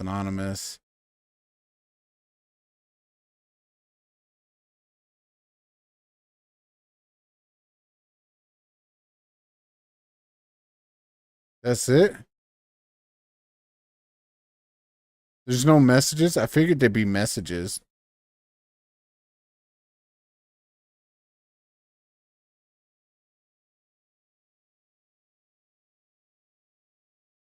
$5, $15. I'm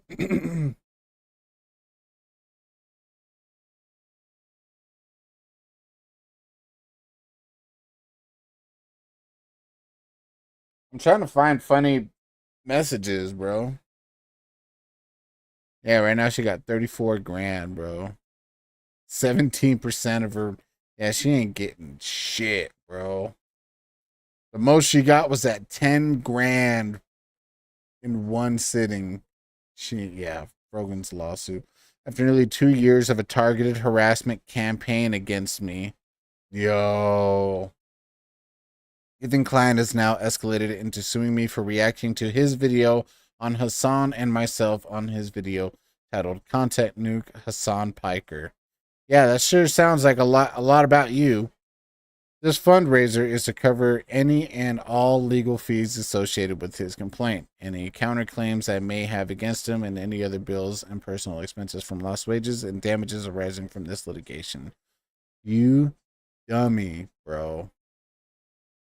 You big dummy.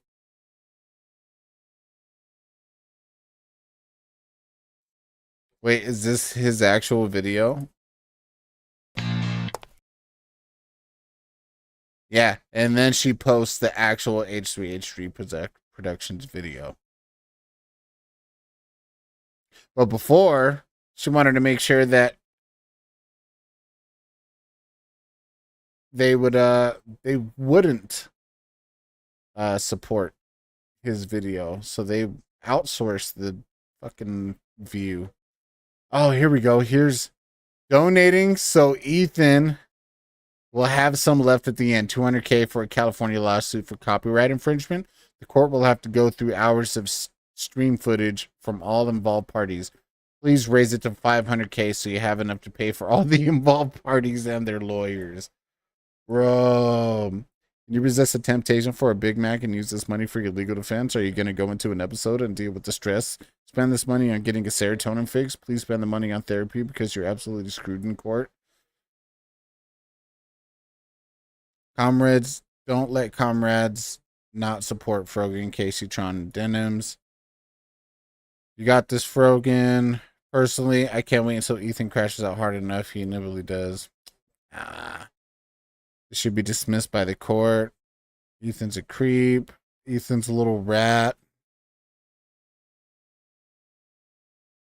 Ethan's a bully and a hypocrite.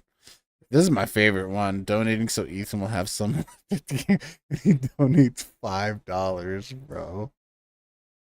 $18. This person actually put in enough money for a whole Big Mac meal at McDonald's.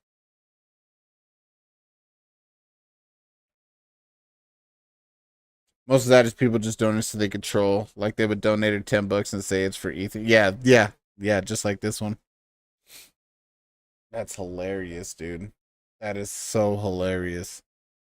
If you delete the H and N from Hassan, you get ass. So Frogan is in the title. Well, it would be Asa.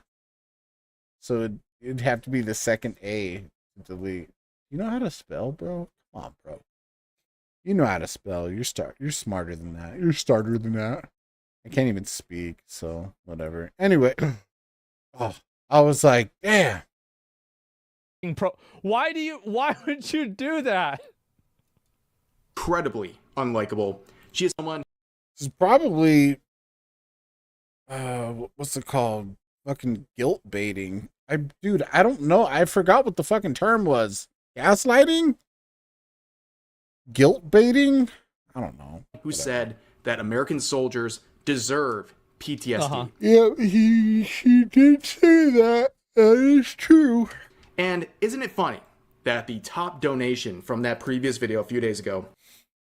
I'm former military. Told Frogan I meant to donate to her, but I guess my PTSD got the better of me. Damn. Was from. Thank you for your service. Had you donated, it would have gone to her DoorDash and Uber Eats account. I guess there's a silver lining to everything. Not to worry, brother. That litter box accepts checks. A former and if you remove the G and O from Gonzo, you get fuck you. You sure do, buddy. You sure do. Military person, a veteran saying, tell Frogan I meant to donate to her, but I guess my PTSD got the better of me. Oh my god. Yeah. Not only do I appreciate the very generous donation from not only this veteran, but like multiple veterans who donated as a result of my call for super chats a couple days ago.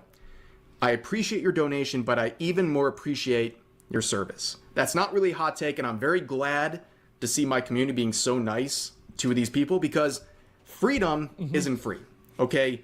I am blessed to be able to sit here with my cowardice loser ass to sit in this chair and talk about.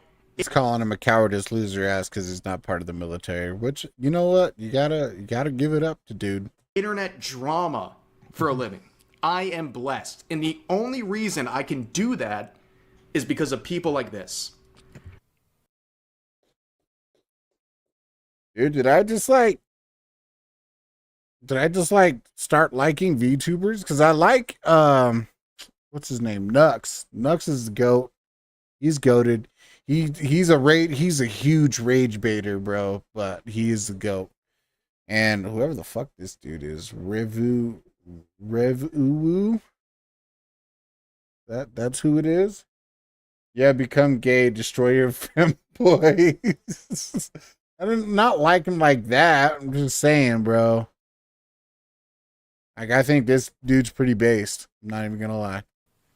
I think that, and this is the first video I've seen of this person now, like especially with how much like world turmoil we've seen recently.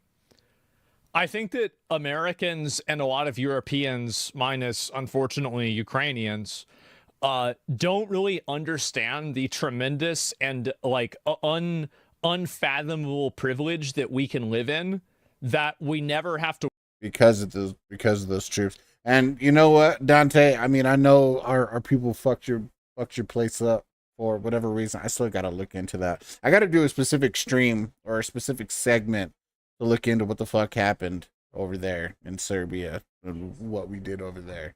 Just for you, Dante. Just for you. Just so I could rub it in your face and go, America. Just kidding. To worry that one day, there might just be a bombing happen. Think about living in Lebanon or living in, I guess Egypt doesn't have as much of that stuff, but obviously Palestine, Israel, Iran, fucking Ukraine, Kiev. Yeah, think about that, right? It's such a tremendous privilege that we as Westerners have that it's a fish in water. I don't think that we appreciate and yeah, no, well, a lot of people understand the privilege that we have here in America, but then there's a lot of people that don't fucking care to understand the privilege that we have in America and say that we're not free, which is like beyond me, dude. In respect, that is one of the most shameful moments in the history of America. Is it really?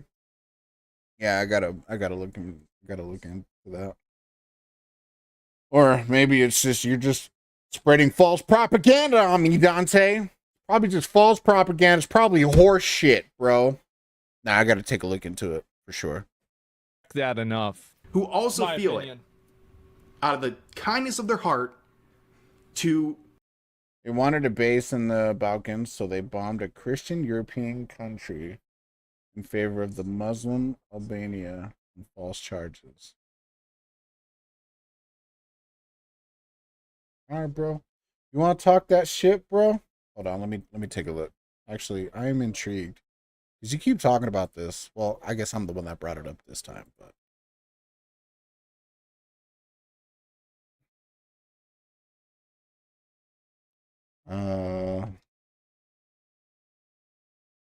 What did America... Okay, I'll just put...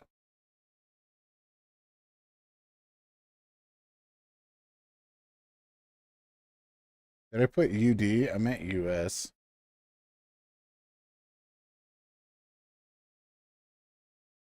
Okay, yeah, sorry. What did the US bomb Serbia for?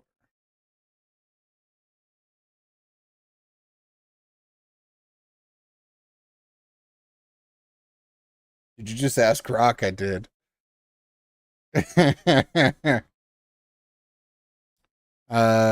United States, as a part of a NATO-led campaign, bombed Serbia in 1999, primarily to address the humanitarian crisis in Kosovo. The conflict stemmed from escalating violence between Serbian forces under Slobodan Milosevic.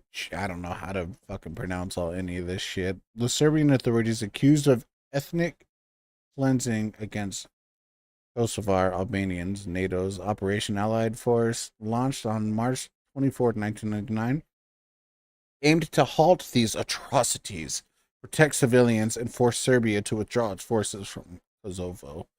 The campaign followed failed peace talks at the Rambouillet, where Serbia rejected a deal for Kosovo's autonomy. NATO peacekeeping. Sorry, my fucking mouth is watering so bad because I just put in a fresh fucking Zen. So I'm fucking up the pronunciation. The bombing targeted Serbian military positions, infrastructure, and government buildings to pressure the regime. Critics argue the intervention escalated the crisis, with Serbian forces intensifying attacks during the 78-day campaign, displacing around 800,000 Albanians. Others claim NATO's actions were driven by geopolitical goals, like weakening Serbia or establishing a strategic presence in the Balkans, though NATO framed it as humanitarian necessity. Yeah, I can see that. The campaign ended June 10th. Serbia signed the Kumanovo Agreement, withdrawing from... See, now I got hiccups. Withdrawing from Kosovo with peacekeeping. The intervention remains controversial due to civilian deaths, around 500 to 220. I mean, that's a big gap. Like roughly, like around like 500 to 2,500. Yeah, that's a 2,000 body gap for various estimates. Lack of UN Security Council approval, and the question about NATO's motives. I mean, well, from what I just read, I mean, your story does hold up. Hey, damn. That's crazy. A lot of deaths, including children. Yeah, that's probably the 2,000.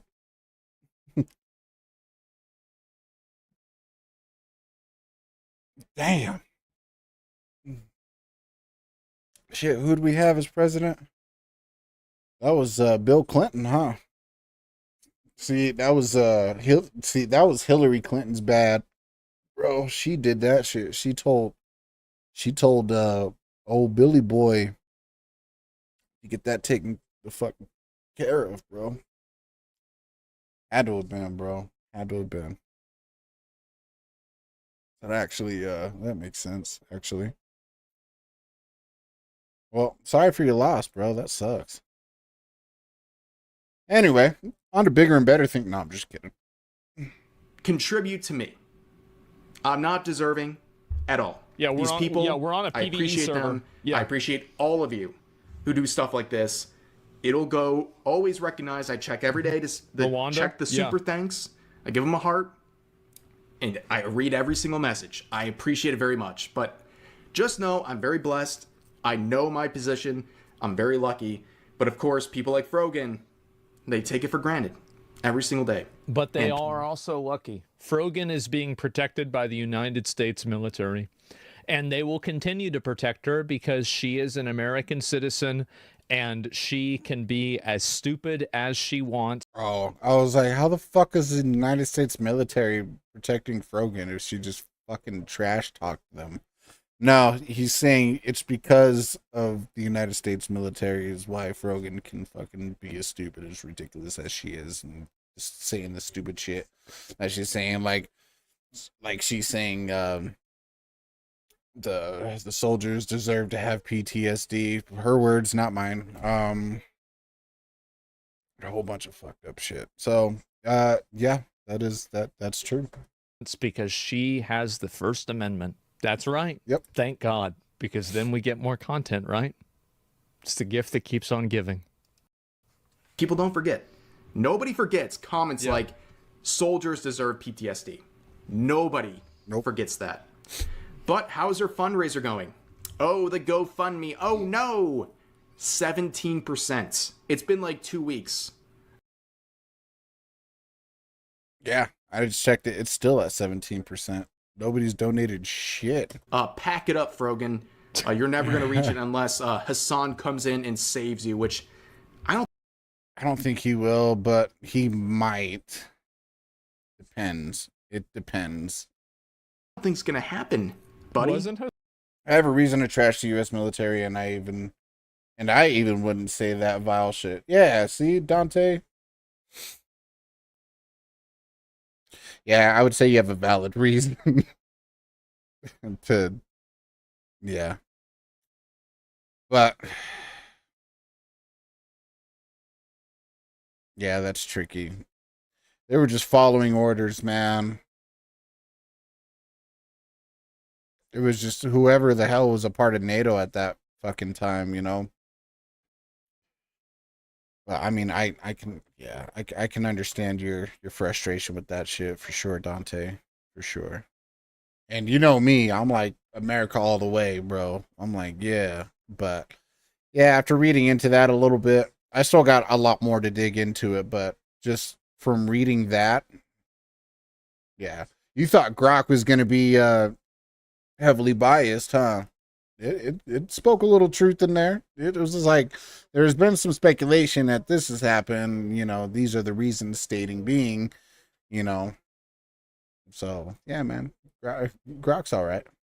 My best friend is American too. Oh, yeah, see? There you go.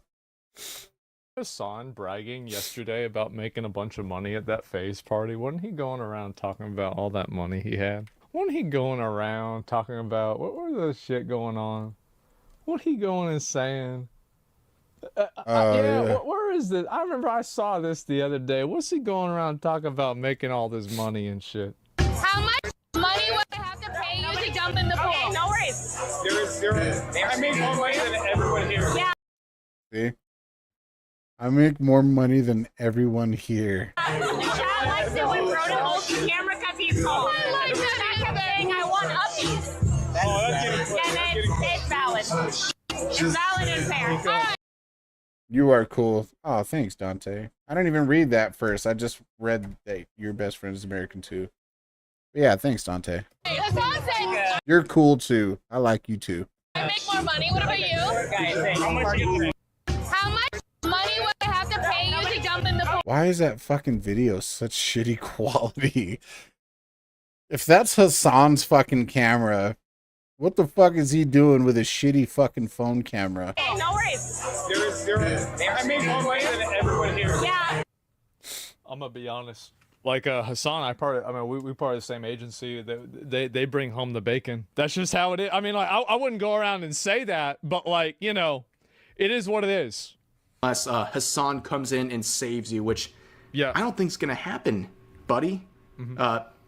You shouldn't have set your goal at $200,000. You're not that important. You're not. No one's going to support you that much. But let's check in on the other people. Denims, who raised a sterling $10 in the last day or so. She's sitting at $37,000. That's roughly 38% of her lawsuit. It's pretty good. GoFundMe. Yeah. Well, I mean, it's only 38% because she's only asking for $100,000 for the lawsuit that she's trying to combat. And Caseytron, the dark horse of this race, somehow winning. Imagine being 42% in a trio of lawsuits, and you're losing. I feel like the reason why Caseytron has raised the most money is because people want to. It's like a Kickstarter for like a TV show. This will be the most entertaining episode. And I think that's the real reason why. People just want to see it happen. It's investors, bro. They're investing. Caseytron. It's a Kickstarter, yeah. I'd be done, man. I would leave the internet forever. But she's up to 42,000. She was up to 41,000. Oh, she's at 40. Well, yeah, 42% would be 42,000. Yeah, I'm tired. Leave me alone. Like 3 or 4 days ago, but she went on a road trip. I'm not falling asleep. I actually drink. I'm not drinking beer. I think drinking beer, is like what fucks me over and makes me fall asleep. So I'm not drinking beer this time. I drink a coffee this time. Trip and just like quit. She's like, nah, you know what? My financial freedom is on the line here. I'll go on a trip. Not a good choice. Yeah. But Caseytron has been active. She went back to streaming, and what is this where it? Oh God. Oh God, bro! All right. Let's get it. This is the reason why people donating to her. She do to combat everything going on? Well, she did the stupidest thing she could ever do. So far, What'd she do? She started a stream. Yeah, committing more copyright infringement for streaming a movie for her copyright infringement lawsuit. You can't make this shit up. What the actual fuck is going on with Twitch? Old man is asleep at the wheel. Nah, he's awake. He knows what the fuck he's doing. He just don't care because he's protecting Hassan and his orbiters. Raise money for a fundraiser, her GoFundMe, which involves copyright infringement, by watching a movie live on Twitch. Mm-hmm.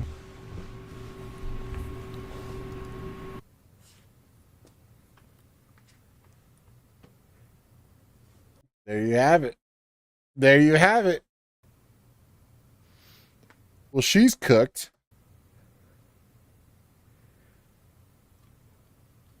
Help me with my copyright infringement lawsuit. Let's watch a movie on stream. What in the actual fuck, dude? There had to have been something. There had to have been something, right? She probably paid the studio asking permission to watch the stream, maybe. I mean, that's best case scenario, but if she just did it all willy-nilly, that she just dug herself deeper, bro. Like, what the fuck? And if that isn't the case, if she didn't ask permission to stream this for a fund, for the fundraiser, to which I would assume the company that made the movie would get a cut of it. That's what I'm thinking, and that's the only thing that could save her. Because if she didn't do it and she just did this all willy-nilly, bro, Ethan's lawyer would eat that shit up and have a fucking field day with that. I actually think that she might be dumber than Johnny Somali. Really? Like, this is Johnny Somali levels of a lack of self-preservation. It's actually impressive. You can't make this up. You literally can't make this up. Dan Clancy doesn't care. He doesn't care whatsoever. People are abusing his system to watch movies without even her on the screen. It's not for criticism. It's not for any sort of... She's not even on the screen? Oh my goodness. Review? It's just to play a movie to dangle keys in front of people, hoping they will contribute to her GoFundMe. Clear violation. It can't be as simple as that. It really can't. Like, some of the proceeds had to go to the studio for permission, right? Like, that's like the thing that I'm like, but if not, Ethan's lawyer is going to have a fucking field day with this. Of Twitch's TOS. I know I'm just repeating myself, but I just can't wrap my head around the fact that she actually did this willy-nilly. This is wild, dude. And also another example of copyright infringement. Clearly. But no one cares.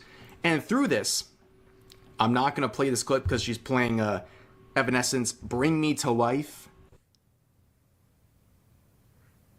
This almost makes you want to donate to her GoFundMe. It does. This is so stupid. No, it doesn't.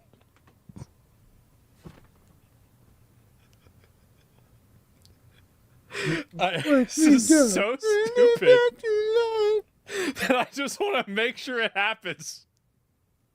Oh, wait. That's more copyright. Wow. Oh my god. Read the comments. Typical cult behavior. F you incels. Oh god. In the background, I love Evanescence, by the way. That's besides the point. But she's basically saying, all these Zionists are attacking me. Hassan, help me.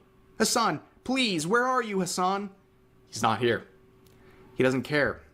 He doesn't care about you. Because you're an orbiter who went off and got in trouble in his name. And now he doesn't care about you because he never did. And now you're stuck here, Christ. out in the open, begging for money. Dude, hold on. It's getting like super cold in my apartment. I'll be right back.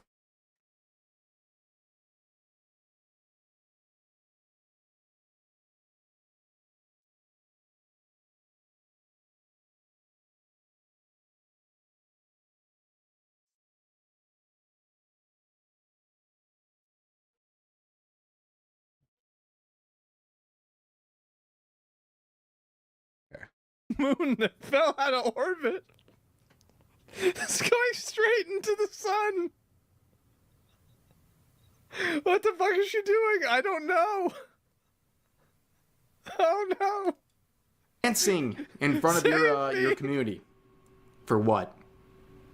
The chance to fulfill the GoFundMe so Ethan Klein can collect more in his settlement with you? Yeah, raising, like, wants to raise money for Ethan Klein. Donate to Casey Tron. Yeah. Terrible situation. Oh, God. And she would, Today was a rough day. The nonstop brigading on all of my socials. The smear campaign started by bad faith, incel culture, communities to be immediately laundered by snark subreddits. Crybaby men wouldn't last a day being a woman in this manosphere incel hellscape. Lord save me. I mean, if all else fails, call men incels. Every time I see her, she's getting high. Why is anybody listening? Yeah, exactly. She's not even hot. Like, I could imagine if she was hot. But she's busted, bro. Busted. Today was a rough day. She just smoked. Today was a rough day. Yeah, she's just smoking. Oh, my God. This is crazy. She got an orange jumpsuit on too. Anyway, that's crazy. Wow. I don't know what, like, is that a prison jumpsuit? Not yet. round this off by saying today was a rough day. The nonstop brigading on all of my socials. The smear campaign started by bad faith incel cult communities. By the way, she's talking about me. She is 100% talking about me. That's it. It's always about me. To be immediately laundered and by snark subreddit. By the way, just real quick, I'm going to self-glaze myself for the 15th time today. I said this about her last year. Is your sick mother living like that person? Okay. Still miles above of Asmongold. Miles above Asmongold. Now, I'm going to be honest. I do genuinely believe that bad things do happen to bad people. And so whenever I see somebody saying this, I think it's just a matter of time. And whenever it inevitably happens, I will be there to laugh.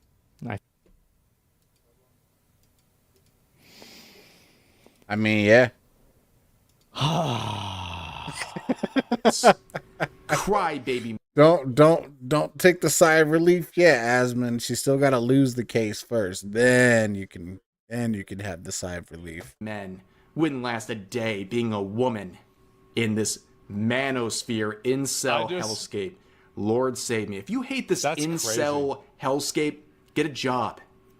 Stop streaming. If you hate this space so much, do something else. Why isn't she just like, I mean, she loves smoking weed. Why doesn't she just open like a dispensary or like sell like weed? And I don't know if you can sell salvia where she's at, but like, I mean, she's obviously really passionate about smoking weed. I don't know hardly anybody else that's been this passionate about, I don't think she makes enough money to start up a business. And on top of that, I don't think she's smart enough to even run a business like that. Actually, that's not true. I know that shit must be streamed. Multiple people that are this passionate about smoking weed. But why doesn't she just do that? Oh, the court case? Oh yeah, for sure. On top of that, people don't like her like that. Yeah. I can't stand junkies. Oh, for sure. Like that actually is what she should do. Like, and I mean this in like a completely non-toxic, non-harmful way. What Casey Tron should do is she should start a weed shop and make that her content. I think it would be the best idea that she could possibly have. Now, I understand that a big problem with this is that it would take time and effort and work. Which she has no patience of doing. It's a lot easier to just be asleep and lay on the floor and complain about men. But this would be better content. And you know what? Lord save me, the Lord is not with you, dude. I can tell you that. I do not think the Lord is on your side with this entire campaign where you're calling every single critic an incel. And by the way, they assume it's only men that dislike them. Ladies in the chat, all 10% No, all of the women that dislike her are actually just pick-me's that are looking for attention from men. Yep, that's exactly what she would claim, for sure. That's the only reason. So, again, it's either you're right, it's either I'm right or you're lying. Like, okay, yeah, it's pretty easy. Of my audience. How convenient. Do you like Casey Tron? Are you on her side? Let it be known in the comments section. I have a feeling you're not on her side. But there's another component to all this, and it's this dude, Heads I win, Mike tails you from lose. PA, who is probably the strongest Hassan Orbiter, who's been doxing.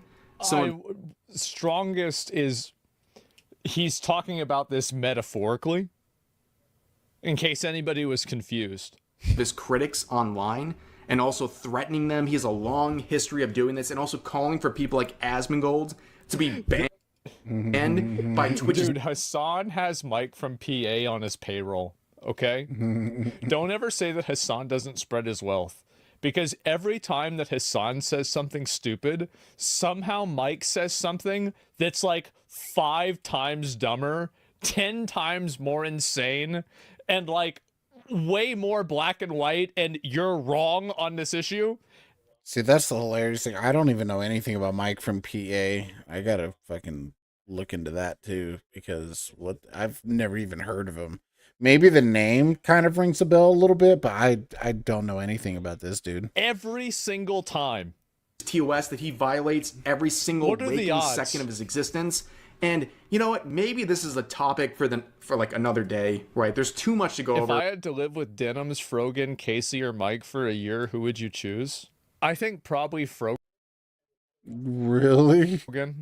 Yeah, like she probably just keeps to herself, sits in her room, doesn't really do anything, minimal problems. Yeah, probably Minimal problems, whatever. Frogan. No, really, like that would be like I'm thinking about this I logic. guess compared to the others, yeah, I guess Frogan might, like, there'd still be problems, but out of all three of them, or four of them, out of all four of them, yeah, maybe. I don't know. Logically. Denim's 100%. No, people just say that because they like her. Yeah. Right? They think she's pretty. But like that's not really like it's not really how I think, okay? With Mike from PA, but all I have to do is play this clip. No. That's fine. No. What clip is this? What is this? I think that's fine. So if a guy pays my tab. Oh, that's Mike from PA. Yeah, I know that dude then. Okay. This little weirdo. I'm getting your attention. Same Yeah. Yeah, okay. guy, by the way. Yeah. Same guy who is shaming people, calling them incels and losers and awkward and saying they'd never been around women before. And this is the guy. He grows a beard and grows out his hair and all of a sudden thinks he's like a Giga Alpha Chad. Man. No, dude. This is you. This will always be you. But anyways, that's the long... Bro, I don't know how this happens, man. It hurts to watch every time. See, like, I play it and it doesn't bother me, but he plays it and then I'm like, okay, I'll link you guys the video. That was really funny. This is so cursed. It's the epitome of men. I don't listen. I don't make comments on women's appearances. Well, I do, but I try not to do it on a regular basis. If a girl is attractive or not attractive, especially if she's a streamer, I don't like making comments on women's appearance. You do, stop it. When was the last woman that I made a comment on their appearance? When was the last time I did it? I mean, they're from video games, but also there's been some stuff that he's reacted to of, fat women. But it's not much. Mainly it's just from video games though. When was the last one? Okay, I called Casey Tron fat like 6 months ago. That was it. Denim's just now? No, I said that's what people think. I never made a comment myself. I just said that's what people... Yeah, he did call her pretty, but he's saying that that's why people would make that choice is because she's pretty. But that's not how he thinks. Think. You called Frogan fat when reacting to Tectone and agreeing within a few months? No, I didn't. No, I didn't. I just said that. I said that he said that. That's totally different. You do regularly judge fat women? Don't I know, Asmon? Well, I don't judge them. I just simply... make an observation. Appraise them. That's a way to word it. Jesus. You know? It's like an appraisal. The same as you could do it like a like a house. Fuck, like I don't know, like a livestock option or something. Livestock option. Be right back. Give me a second. Give me a minute. I go so. Is that it? Yeah, that's it. Oh man, that's hilarious, dude. Oh. Well, been kind of eventful. Not too bad. I'm at 2 hours and 16 minutes. 2 hours and 17 minutes. I'm gonna cut the stream off. I'm gonna see. Well, no, I don't really have many viewers to actually go right out to. But Dante, I appreciate you coming in, chilling with me, broski. Anybody else watching, thank you so much. I will be on at the same time tomorrow morning. Or depending on where you're at. The same time. It's 9:30 right now. And so I would start my stream like around 7:30. 2 hours, whatever time it is right now, 2 hours earlier, you know what I mean. But thank you all, everybody, for coming in the stream. I appreciate y'all. I love y'all. And remember, have a wonderful fucking day. All right. Peace out.